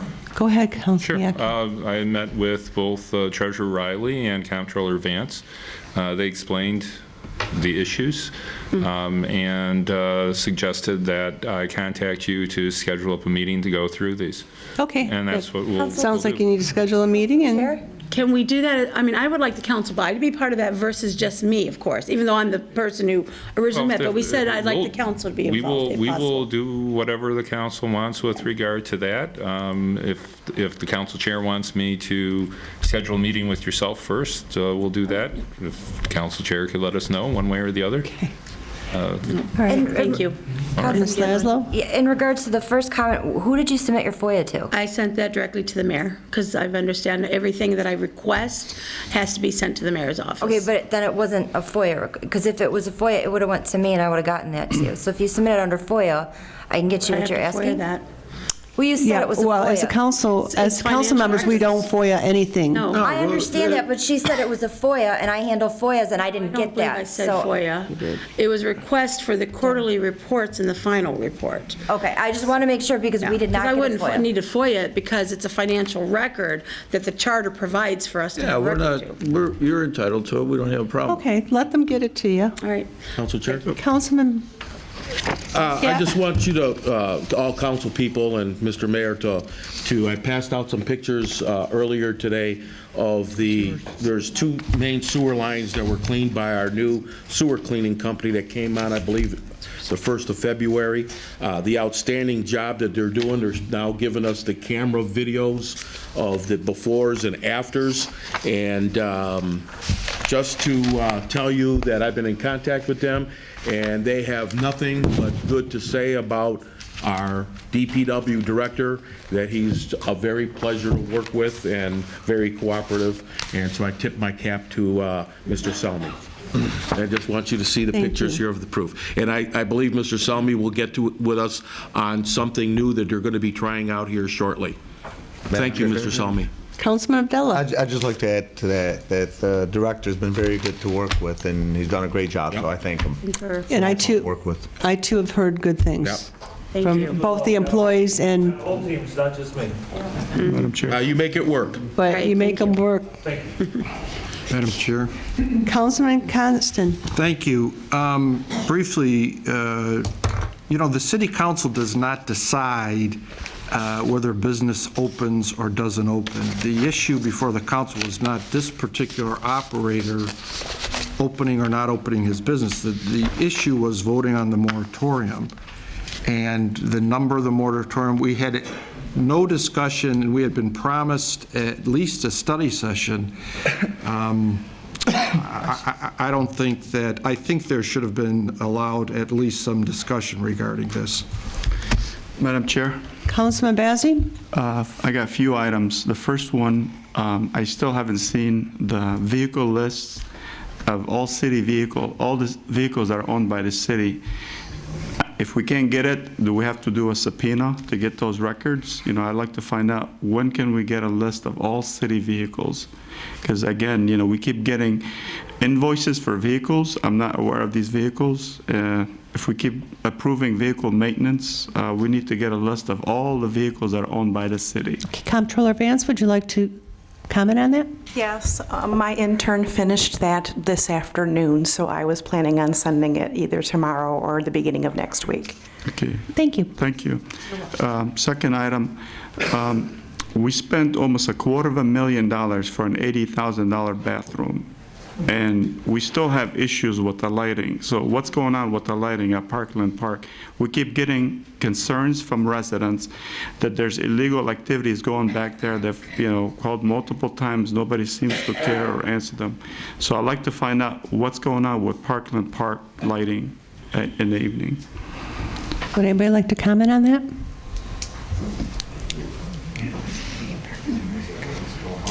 I guess from the building maintenance portion of it, I just learned of this on an email that you may be referencing that I just seen the last couple days. So I will look into the issues there of what's going on with the lighting, why it gets interrupted. That was the first that was brought to my knowledge. Okay, thank you. Councilman Abdullah? Yeah, I also know that Director Brian Haddad, I'd spoken with him in regards to this, and he's got an appointment with, well, I don't want to name the resident, but one of the residents that did send out the email with the total concern, he's got an appointment with her, I think it's tomorrow afternoon, if I'm not mistaken. Madam Chair, I have one more. Councilman Bazey, go ahead. Obviously, this is public records. It's been all over the news. There's a lawsuit against 2 people, administrators. I'd just like to find out who's going to be paying those attorney fees for the 2 people are being sued by the city, since the council did not approve the appointment of the current director. So I want to find out who's going to be paying the attorney fees. I mean, this is public knowledge. It's in the paper. And I just want to find out. I hope it's not the residents who's going to be paying for the attorney fees, since, again, the council did not approve the appointment. And again, the council was opposing some of the issues, what's going on at the time. And, we did voice our concern as council. So I'd like to find out again, who's going to be, is the residents responsible for the attorney fees for this upcoming lawsuit that is in the papers? I haven't been served. Well, you commented on the Dearborn Press and Guide, Mayor, so I have obviously not you know been about served. it. Who There got is no served? lawsuit. Who got served? No one, as far as I'm aware. No one's been served yet. Did anybody accept service on behalf of the city? But the city will cover the defense of all of us. Well, the council will not approve any attorney fees because obviously the council did not approve of the appointment, and also, we witnessed some of the issues that were written in the paper. So I would not approve anything paid. You don't approve any bills anyway. Well, especially ones that dereliction to your duty, Mayor. And anytime I see something is not for the residents, I will vote no, and especially for that one. When you don't represent the residents or the employees, I will definitely vote against it. Okay, let's move on here. Councilman Wenzel. I have 4 real quick things to say here. First of all, I'd like to acknowledge Frank Zapp. He's a neighborhood watch gentleman, sort of self-proclaimed, but he's been doing his job on the south end of Dearborn Heights for 10 years, patrolling the streets, checking on abandoned houses, reporting violence or youth out after curfew. He's doing a really good job. I just wanted to acknowledge him. And I've had, the next thing, I had several calls about parking on the streets during trash day on the side streets. Is that enforceable? I know the main streets, no parking, but people always park on the side streets. Are we enforcing that? I've had 4 calls today about that. I'm not sure if does that go to all streets, even side streets on trash day? Yeah? Yes, it does. Okay, thank you. All streets. Okay, and I have a quick question for our treasurer, John Riley. If someone owns a double lot, I had a complaint of a person that owns a double lot, and he's getting 2 water bills. Is that true? Well, I mean, if there's 2 residences, or is there 2 residences? No, it's just one single residence on a double lot. Okay, why don't you leave the address and we can look it up, right. and that way we can give you, because it's possible. I mean, you could have a double unit, with a couple apartments. They may have different meters. Okay, I'll get so you it all that. depends. All right, thank you. I'll get the address. And lastly, I want to commend Director Salmi for taking care of our veteran memorial wall out there. He's doing a really good job, like we just heard. The brush was cleared away from the wall, and he told me that there'd be future cleanup of the shrubs, trimming the shrubs, and other things around there. And I hope that we're going to get a light on the flagpole, because the flag flies 24 hours and there's no light on it, and the other lights on that wall. And another concern is the memorial, vandalized memorial on the other side of the sidewalk. I was wondering if there was anything being done about that. It should be completed by the end of July. We're going to receive a bill for $1,700 approximately, but Lee Gavin was in contact with the man, I think it was yesterday, and he's coming here for 2 other maintenance items, and he will do ours at the same time. Lee, can you speak on that, please? Is he here still?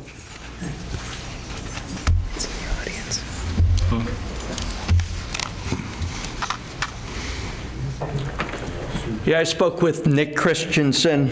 He's the owner of Broden Studios in Minnesota. So he gave a price back in January when Director Zimmer was still here of $1,673 to replace it. The reason for the delay is he was waiting until he had a few jobs here in Michigan. Otherwise, it would have cost us 3 times as much if he would have had to drive here. So he's got some jobs at the end of July, and then he's going to install it and then solder it back for no cost, other than the cost of him rebuilding it for $1,673. It's going to be the exact, pretty much the exact same thing that was there before? Yes. Yeah. He made the original one. Great, thank you so much, thank you. We should have better surveillance cameras around here, too, to stop that. Okay, any further, okay, at this time, we are going to open it up to public announcements for community events.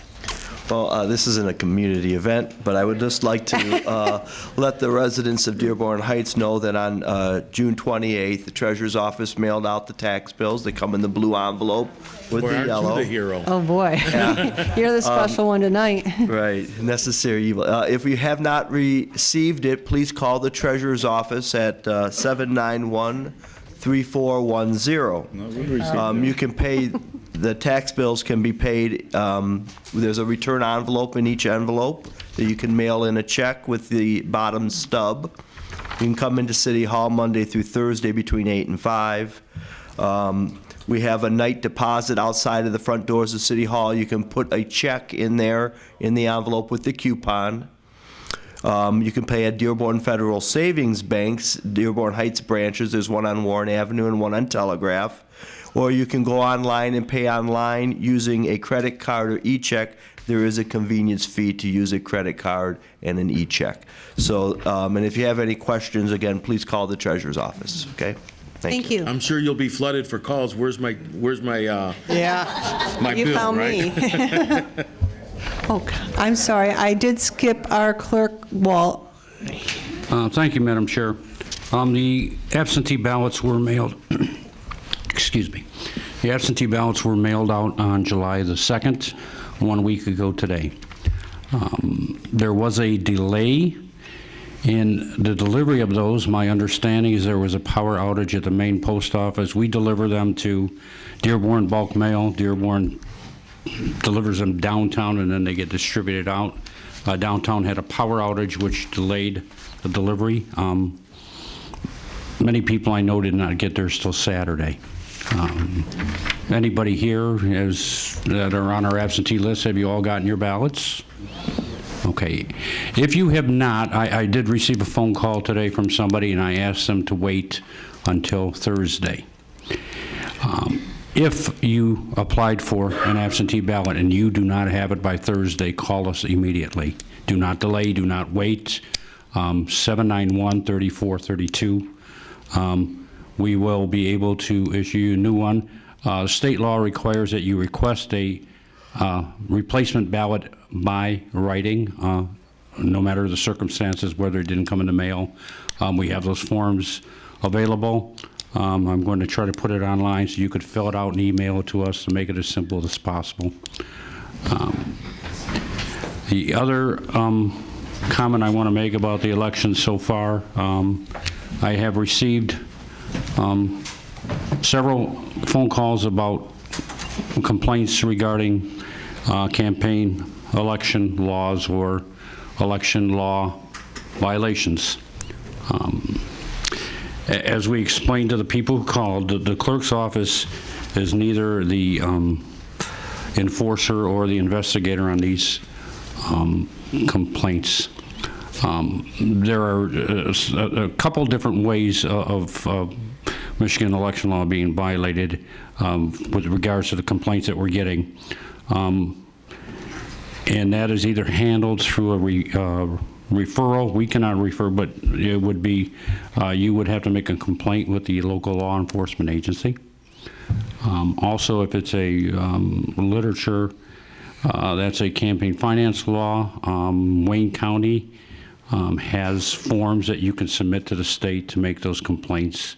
If it's about signs being put on city property or improperly displayed, that's an ordinance violation, and that's through the ordinance office.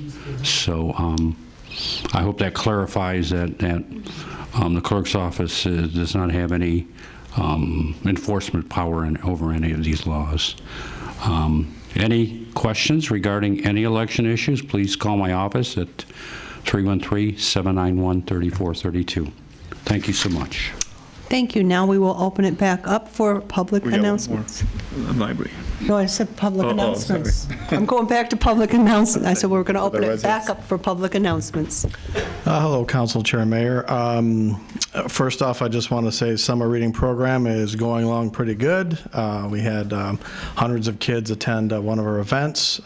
Theme is a space theme, so feel free to come on out. I also wanted to give Council an update as to the email I'd sent out regarding DTE's issues in this area and affecting our air conditioning at the library. But we had some rather good developments. The MPSC complaint, I believe, and resulted in some action where they upped the voltage and they made some repairs to the circuit to increase the voltage at our facility to allow the air conditioning. So that's been up for a number of days, so I've been happy about that development. However, there is still an issue where I want to make sure I'm still applying a moderate degree of pressure, in that the solution that they had was something that they're kind of patching together to make sure we have electricity in the short term, which is good because, you know, it requires also an upgrade. So there's an equipment upgrade that's also needed on the circuit. So I want to make sure that I'm keeping pressure on them to continue to do that, but I wanted to give you an update that the air conditioning is currently on. And if any residents are interested that live around this area, around the library, feel free to come in. I have an informal, non-political petition to let DTE know that please upgrade the circuit and please upgrade the equipment and make sure service is sufficiently provided to this area. It is not a ballot issue nor a candidate endorsement, so it's just a reflection of service to the library. So that's all. And so thanks for your time and attention, and see you at the library. Thank you. Any further public announcements? Hi, my name is Dana. I'm a new director with the League of Women Voters, Dearborn Heights, and I just wanted to let everyone know that we're going to be hosting a candidate forum for Dearborn Heights City Council members next Thursday, July 18, at the Caroline Kennedy Library, and the address is 24590 George from 7 to 8:30. Thank you. Thank you. Any other public announcements? Hi, Nancy Breyer, Colgate Street. And in addition to that one, we just had our new location, which turned out rather well for those who attended the fourth Thursday of the month. And our next one should be of interest to the entire group in Dearborn Heights. We will be having a meet and greet. So not only do you have your Thursday, but the Thursday after, it will be at 3335 Beach Daily, corner of Penn, and it will be a meet and greet with hopefully all 9 candidates running for City Council. Hope to see you there. 7 to 9. Masad Khair. Hi, everyone. My name is Rochelle Ibrahim. I'm one of the new district interns with Congresswoman Rashida Tlaib. I just wanted to introduce myself, and like the councilwoman mentioned, we do have a Democracy for All town hall next Saturday at Hype from 10 to noon. I hope to see you all there, and if you have any questions, I'll just be hanging out in the back. So thank you for your time. Thank you. Any further public announcements? Good evening, Honorable Mayor and City Council members. I'm here on behalf of Senator Betty Jean Alexander. I'm also a district liaison intern. She sends her greetings. There is no legislative updates at this time. As you may know, the state is working on a proposed budget and is currently on recess. Attorney General Dana Nessel will be holding a town hall meeting regarding elder abuse, protection of the elderly, and as soon as we get that date, we'll let you know. Also, the senator wants to be fully engaged in all events, so if you have any events, please give me updates or let me know about any upcoming events. I'll be around here. I'll be back here as well.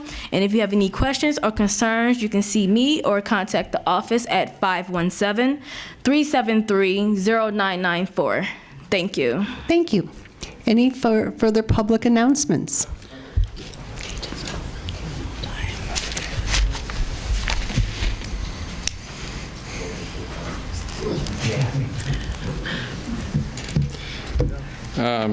Can I also clarify something? I've got a couple announcements from the Ordinance Department.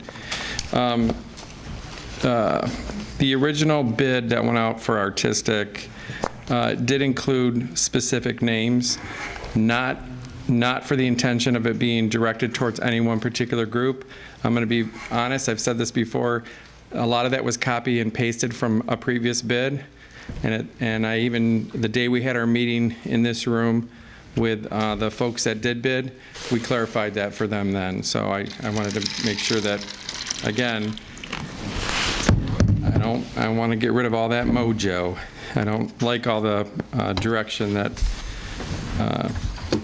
alludes to me being involved in things that are not up and up. So I do want to mention one thing. I talked to the council chair earlier about this today.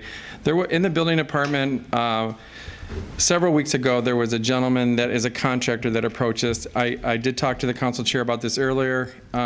He had asked that this item be put on the agenda tonight.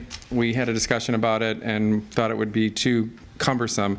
So it will be on the next agenda packet, but I wanted to give you a heads up on what happened. Please call me if you have any questions.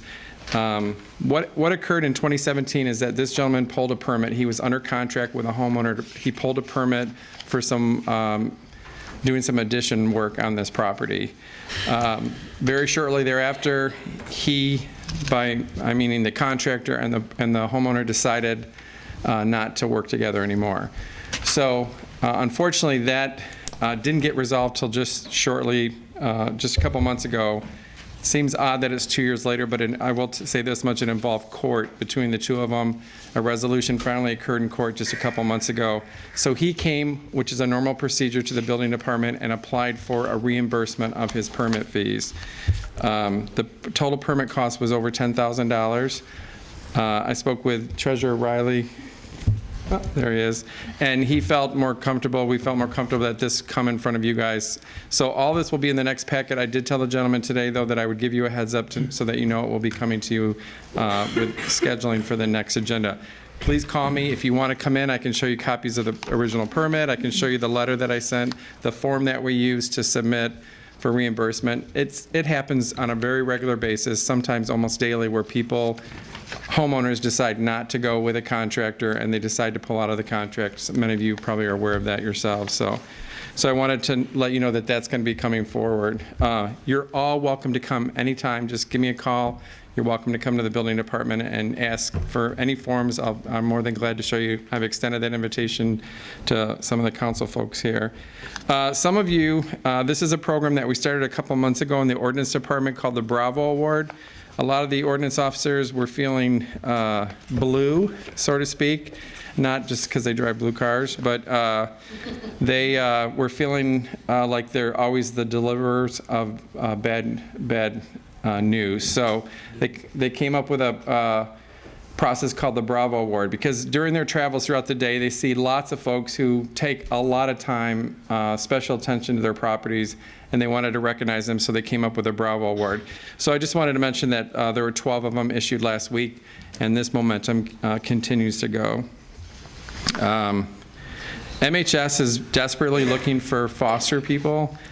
Please don't use me as an example. I'm called what they call a failed foster. So we took 2 dogs in, Chuck, who a lot of you have met almost over a year ago, and then recently this year, Mo became another foster dog. The reason they call them failed fosters is because I didn't give them back. I adopted them. So that's what they call a failed foster. But they are really desperately looking for folks that can step up and foster moms with litters, cats especially, that don't do well in shelters. Cats, almost all of them end up with upper respiratory infections if they're in shelters for more than 3 or 4 days. So they are desperately looking for foster families. You can call our local Westland shelter, and we've also got it on our website. It's also in our today article. And then the final thing I wanted to say is our low-cost animal vaccination clinic is Sunday, July 21st. There is a change in time. Originally, we said it was 9 to 1, but it's now 10 to 2. They're doing some things now where everything will be live in terms of their data entry that they have to do.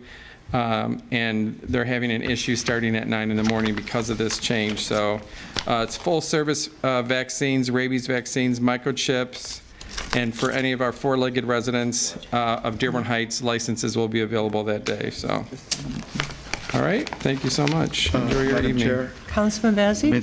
So we don't bombard you with phone calls regarding that 10,000 something that you mentioned that you're going to put on the council agenda. Yeah.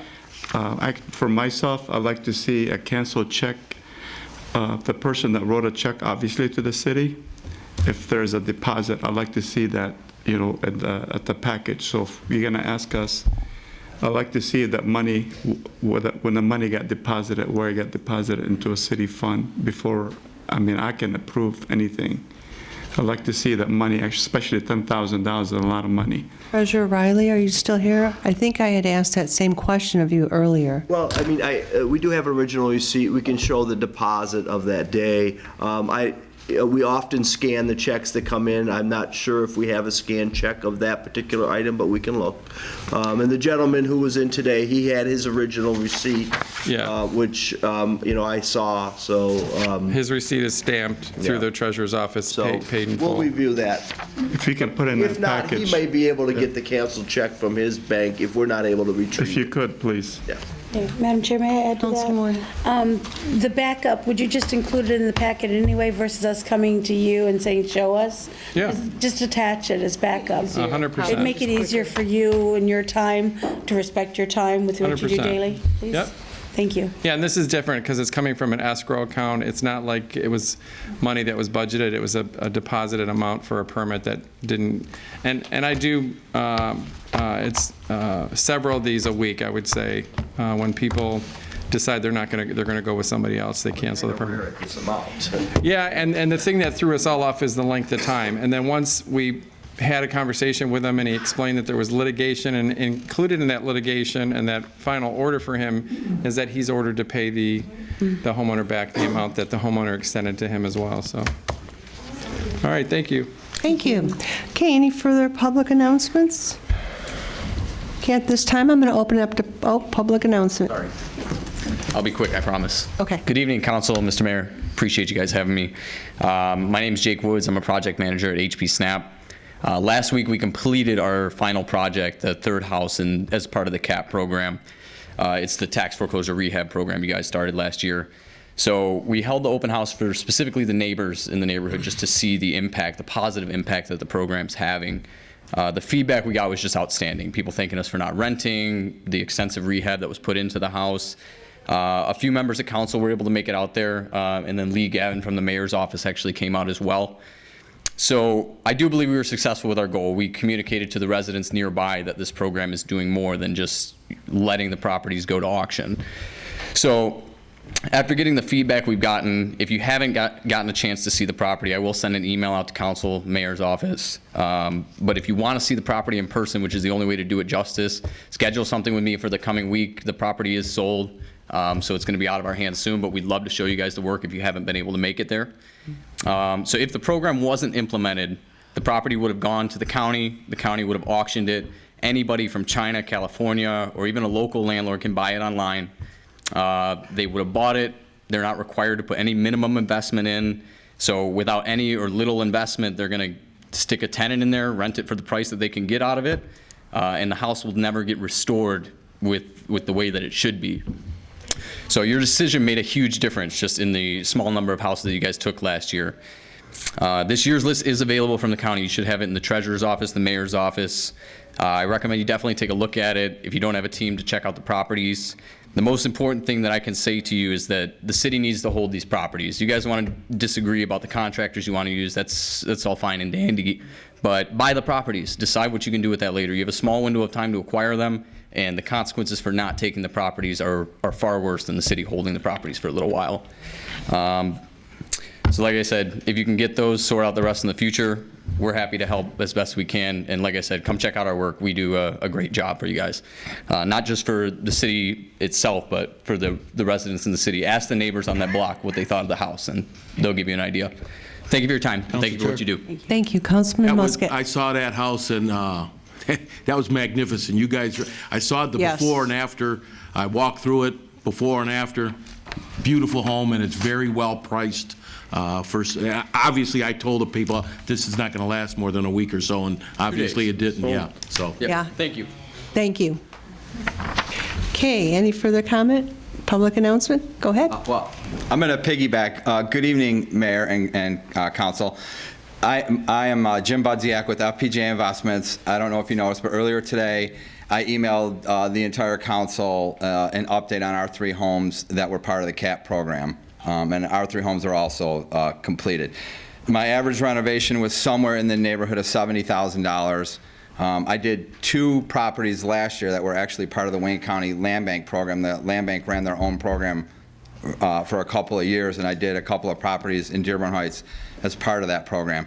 But to piggyback on what Jake said, now that the Land Bank is not doing a program this year, if the city doesn't act on these properties, they will go to auction and they will become rental properties. I've been doing this in multiple communities for 7 years, and 98% of the time, the properties become rentals. That's just what happens. The clock is ticking with the treasurer's office, and I agree with Jake.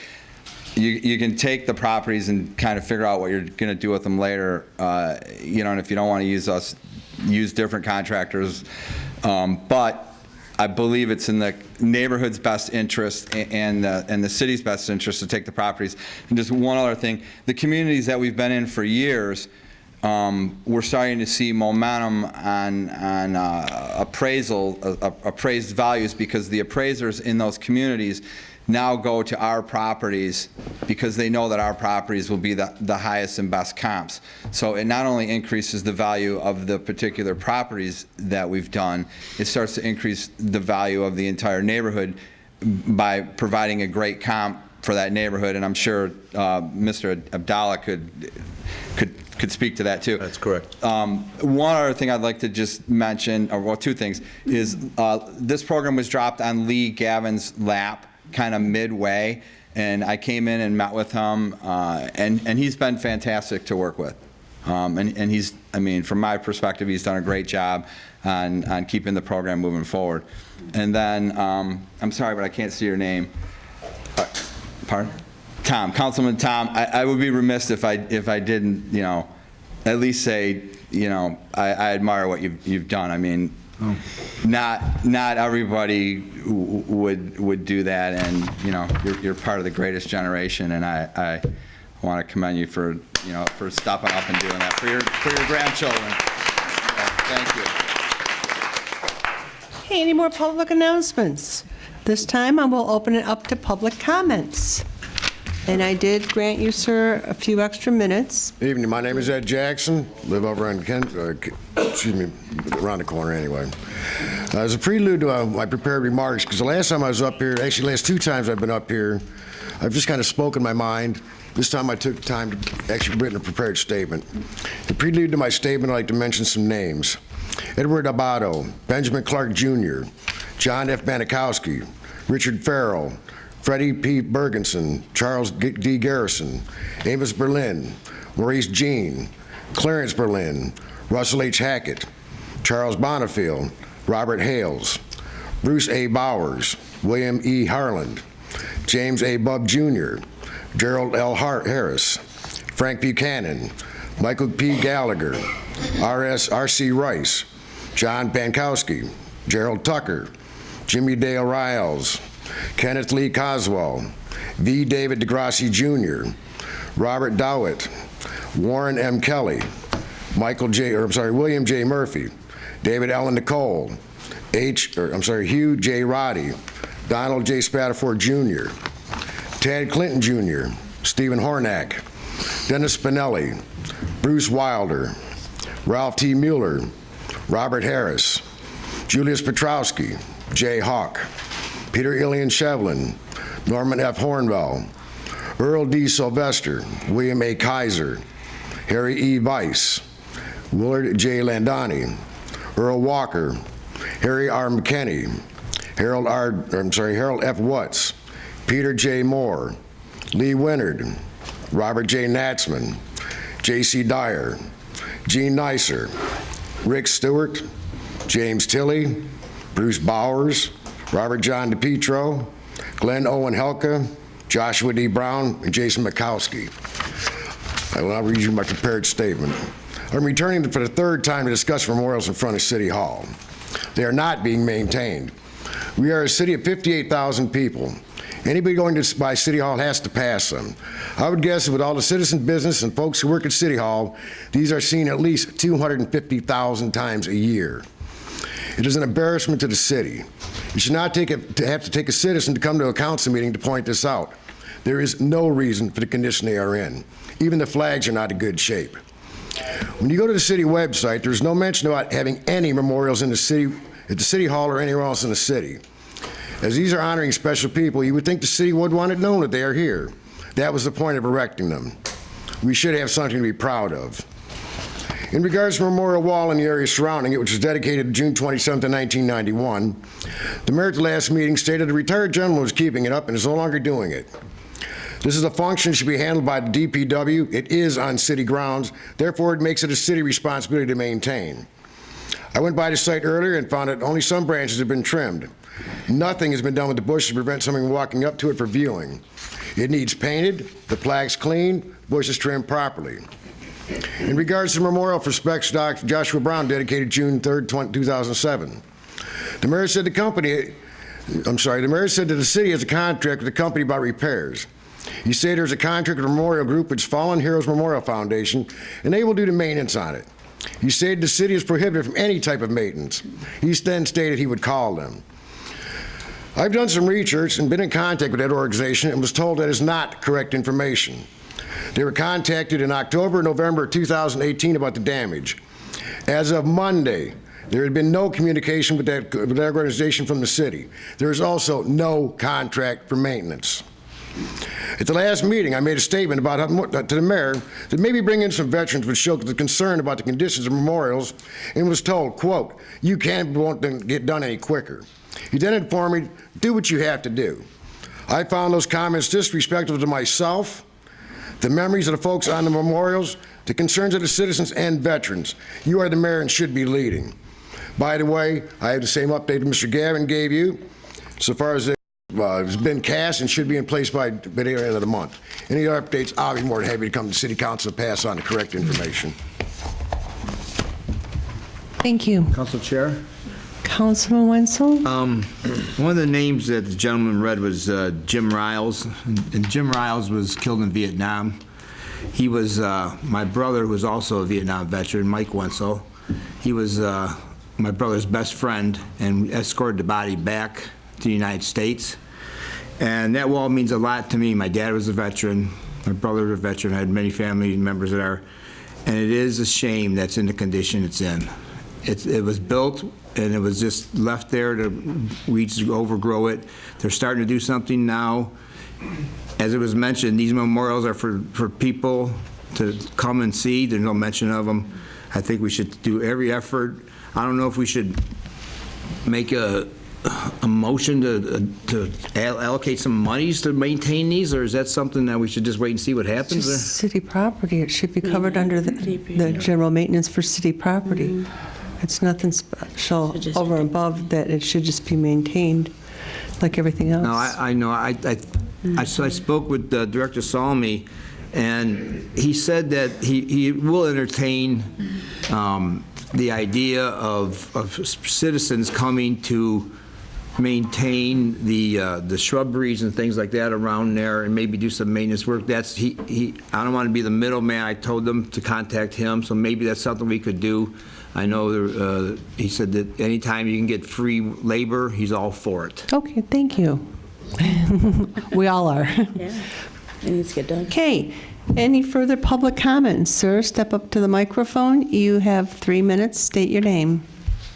My name is Ed Frolick. I reside on Robindale Street, and I take I give that gentleman a compliment because my father-in-law was a veteran. He received the Purple Heart, and he was in the Normandy Beach invasion. Okay, so I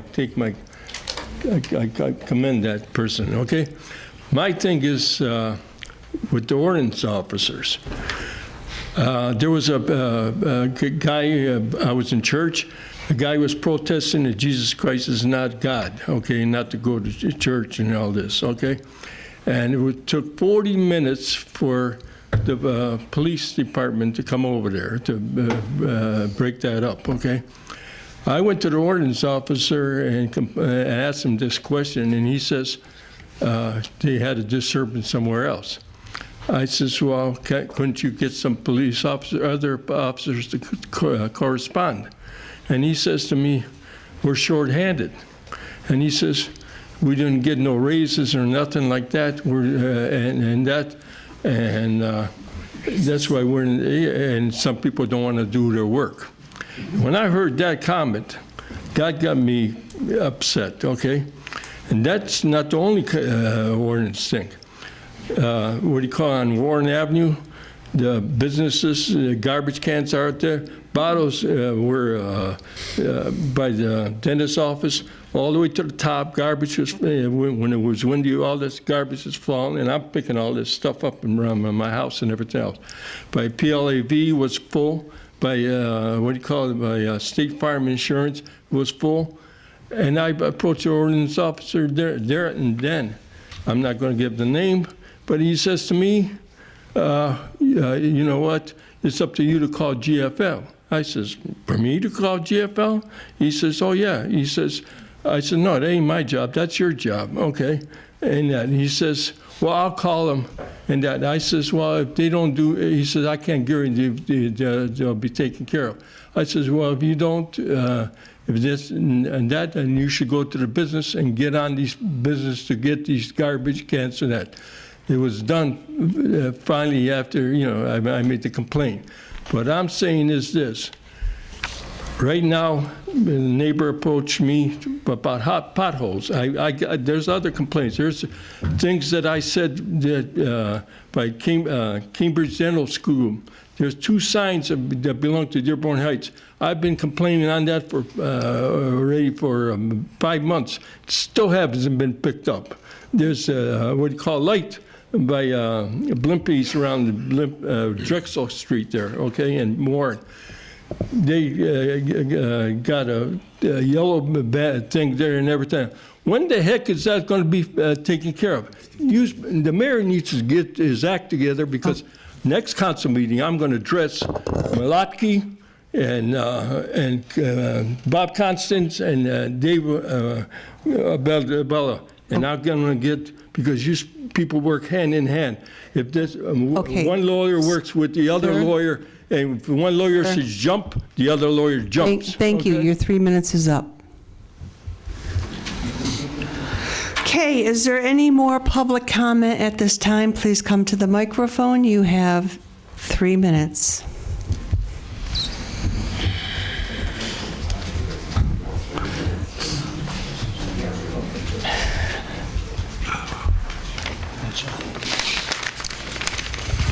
Good evening again, Zuhair Abdelhaq, Dearborn Heights. I was looking at the website for the backup of your agenda. With your agenda, maybe lots of people at home don't know. Every department give you invoices, give you papers to support the item they bring for you to vote on. And they used to be on the city website. They disappeared miraculously. We can't go back to 2009 to find anything all of a sudden. I did call the clerk and I asked him, did you remove this information from the website, Mr. Clerk? I believe what you, we talked, and I believe what you were referring to is on the old website there was a documents online section, and you could go back and get old stuff that was posted. I believe that's what you were referring to. I do not see that feature under the new website. I don't know if it was transferred.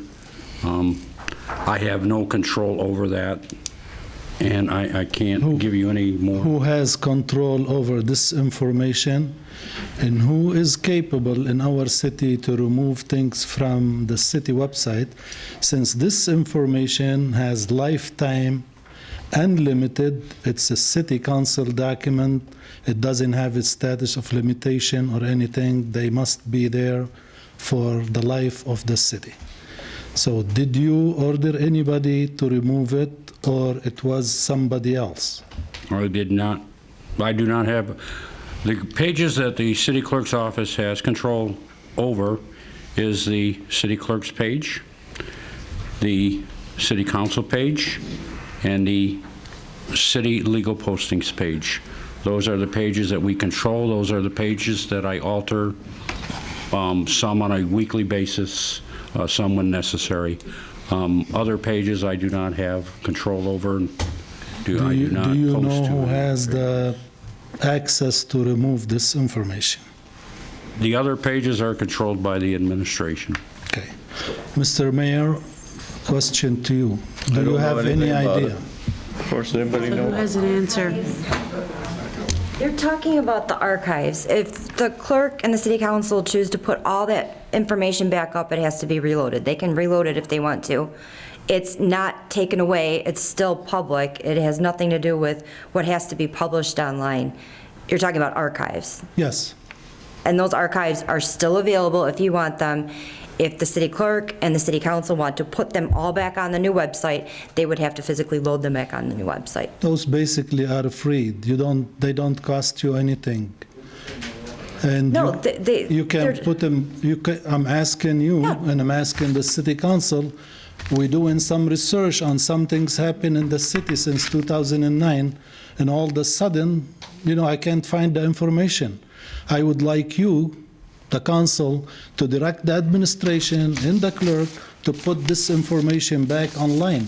Otherwise, I'm going to bring you a FOIA request and ask to inspect every page from 2009 until today. Well, I think you have every page, because you FOIA'd that a couple months ago. No, the city council. no, you gave me the minutes, and I thank you. It was, yes. That big, Yes, yep. thank you. It was beautiful, and believe me, I went through every line. I have some more for you tonight, too. I thank you. I love the information you give me, but I find lots of good things in it. So I would like to see this information back online, if possible, because Council will direct whoever necessary to get it back administration, online. and there must For be transparency reasons, we need that There there. must be limit to who has the access to remove information or to put it someplace or wherever. It could be on the cloud. It doesn't cost the city anything, and if they want, I I don't can. think you understand. I don't mean to interrupt, but it was information from an old website. It was an archive. It wasn't like the minutes are all there, all the pertinent information is there. This isn't something that's required. I'm looking for the backups of the agenda. And I don't know if that's required to stay, because that's not in the archives that you I guys think have. we would require that as city council to keep that on there for transparency reasons, especially if it was on there the first time. That was a requirement by the... But do you even have that? Who did Well, we remove shouldn't them? have to find out. We should just request it to be on there. No big Ms. deal. Laszlo, I believe what Mr. Abdul-Haq is talking about. Do you remember under the old? It's the archive, It was called Documents Online. The archives. I don't have control of that. I never did. It was archived. Whatever I put up was in The that archive. particular. And I didn't have control of it either. So I didn't. Who does? Take it down. It did not get transferred with The new website. Correct. new Because it website. was archived. Madam Chair? Councilman Abdullah. I just think, and I agree with the resident, even if it's not on the website, I think residents should have easy access to any type of information, no matter how far back, without having to FOIA it. I agree. The minutes are there, but I don't know if the clerk has a hard copy of that, because that's not, like, if he had a hard copy, we could get an intern or something to scan it and put it back Well, if it on. was archived, it should still be Well, there. between the old system and new system, they transferred a lot of information from the old system to the new system. They obviously missed this portion, so whoever did that, can they transfer this too? I mean, I don't want to argue this. I can explain in an email that went through exactly why certain things were put on. Can I ask why you are in charge of it, not the clerk? I'm not in charge of it. Then why you tell him? Okay, point of order, point of order. All right, point of order at this point. Let's just. I just we'll- wanted we'll- to be we'll back work on online resolving so this. I can see it, like I used to. right. Thank you. I will address it, and we'll work on getting it back on for everybody. Any further public comments? Tom Winslow, 4218 Tulane. I'd like to ask the administration or the DPW, what the heck's going on with all that tree trimming going on in the south end? The Davies Tree Company doing massive tree trimming. The debris they're leaving behind, the very, in my opinion, very, very poor Is that the craftsmanship of the DTE? branches that they At any leave? time, you're welcome to call me, and we can discuss that. They're a contractor for DTE, and they're clearing DTE's power lines. Okay, well, I was asked to ask this question, I know. And you're welcome to call me anytime. Okay. You know, I'm in my office That's all day. nothing to do with the city, it's contract through DTE. And they This have is the all- right of this way all to DTE's go on. work, Okay, yes. all right, thank you. That's not right. You do. Okay, any more public comment? Please state your name, and you have 3 minutes. Yes, good evening. My name is Hassan Okay, Bazzi. point of order, guys. Please. I was afraid to catch on fire for fireworks. Actually, I have two questions. I will go with the first one. If the time allows, I'll ask the second one. A while back, we asked about the head of the department, for the building department, why up till now this position is not filled yet, even though other departments they were filled right away here. I mean, recreation department, emergency manager, and others. Why this department up till now hasn't been filled? I mean, with all the respect to the people working in this department for the good job they're doing, but why until now, few months, this department is still vacant? And this question been asked before. I know there's people qualified for this position, and they, I think they submit their applications. So, is there an answer to that? I mean, Unfortunately, city council doesn't hire people. We It's don't the hire them, administration. so we have nothing to do with that, unfortunately. Okay, so who hire? I mean, That would who be has the to, administration. The appointments are by the mayor for department heads. So it's the For mayor. HR. HR Is would there be. HR would anybody be- in this department, in this city, can answer this question? Okay. Anybody from the audience? I mean, you guys, can anybody answer this question? Okay, and what is your second question? I mean, this question was asked before. So. Does Thanks for the answer administration anyways. have an answer in regards, or can they help this gentleman after today? I don't have an answer right now. I gave an answer before, it's the same answer. Well, I ask you, Mr. Mayor, directly right now. Are you the person who is in charge of this hiring? Correct. Okay, why this position has not been filled yet? Because I can't find somebody at $55,000. There is somebody with 55 is qualified. I think his resume is in this city. So, News to me, I've had a couple resumes. The people have to be certified by the state of Michigan. One of the person was an engineer, but he was not certified. You have to spend a couple years in the department. We have excellent people in the department that I would look at first to assign them to it rather than an outsider. Because they won't take it for $55,000. They're making more money now. okay. The second question is, I know the city bought clean sweeper for the streets. I'm just wondering, is there like a time for each area, each street? Because I haven't seen any for a while in my neighborhood. Serious, I miss those because, I mean, I don't want to take pictures for them, but do they go like in particular areas or? I mean, I don't see them. I Director really, Selmy, would you even like on the to garbage day, I look outside. I know we just bought 2 new ones too. Yes, sir, we bought 2 new ones. We have a total of 5. We sweep the streets on garbage days. I don't know if you're home all day while we go through there. If you have a particular complaint and want to provide your address, we'll look at that, and I will definitely come I just and not address that. complain. It's a concern, you know. I like to see them. I mean, I know we bought 2 new. I don't so know what that's- time you're home. I don't, we don't schedule certain times. We go down certain streets, so. It's garbage day, he said that. Well, thank you for the city council people for looking after the citizens. Serious. I mean, you see a lot of people here. I mean, they have a trust in you. Hopefully, we can go keep going this way. Thank you. Thanks for no answers too. Okay. Any other public announcements? At this time, do I hear a motion to end our meeting? Motion to adjourn. Okay. Support by Mr. Constant. Supported by, motion to adjourn by Councilman Muscat, supported by Councilman Constant. All those in favor say aye. Aye. Those opposed? Meeting's adjourned.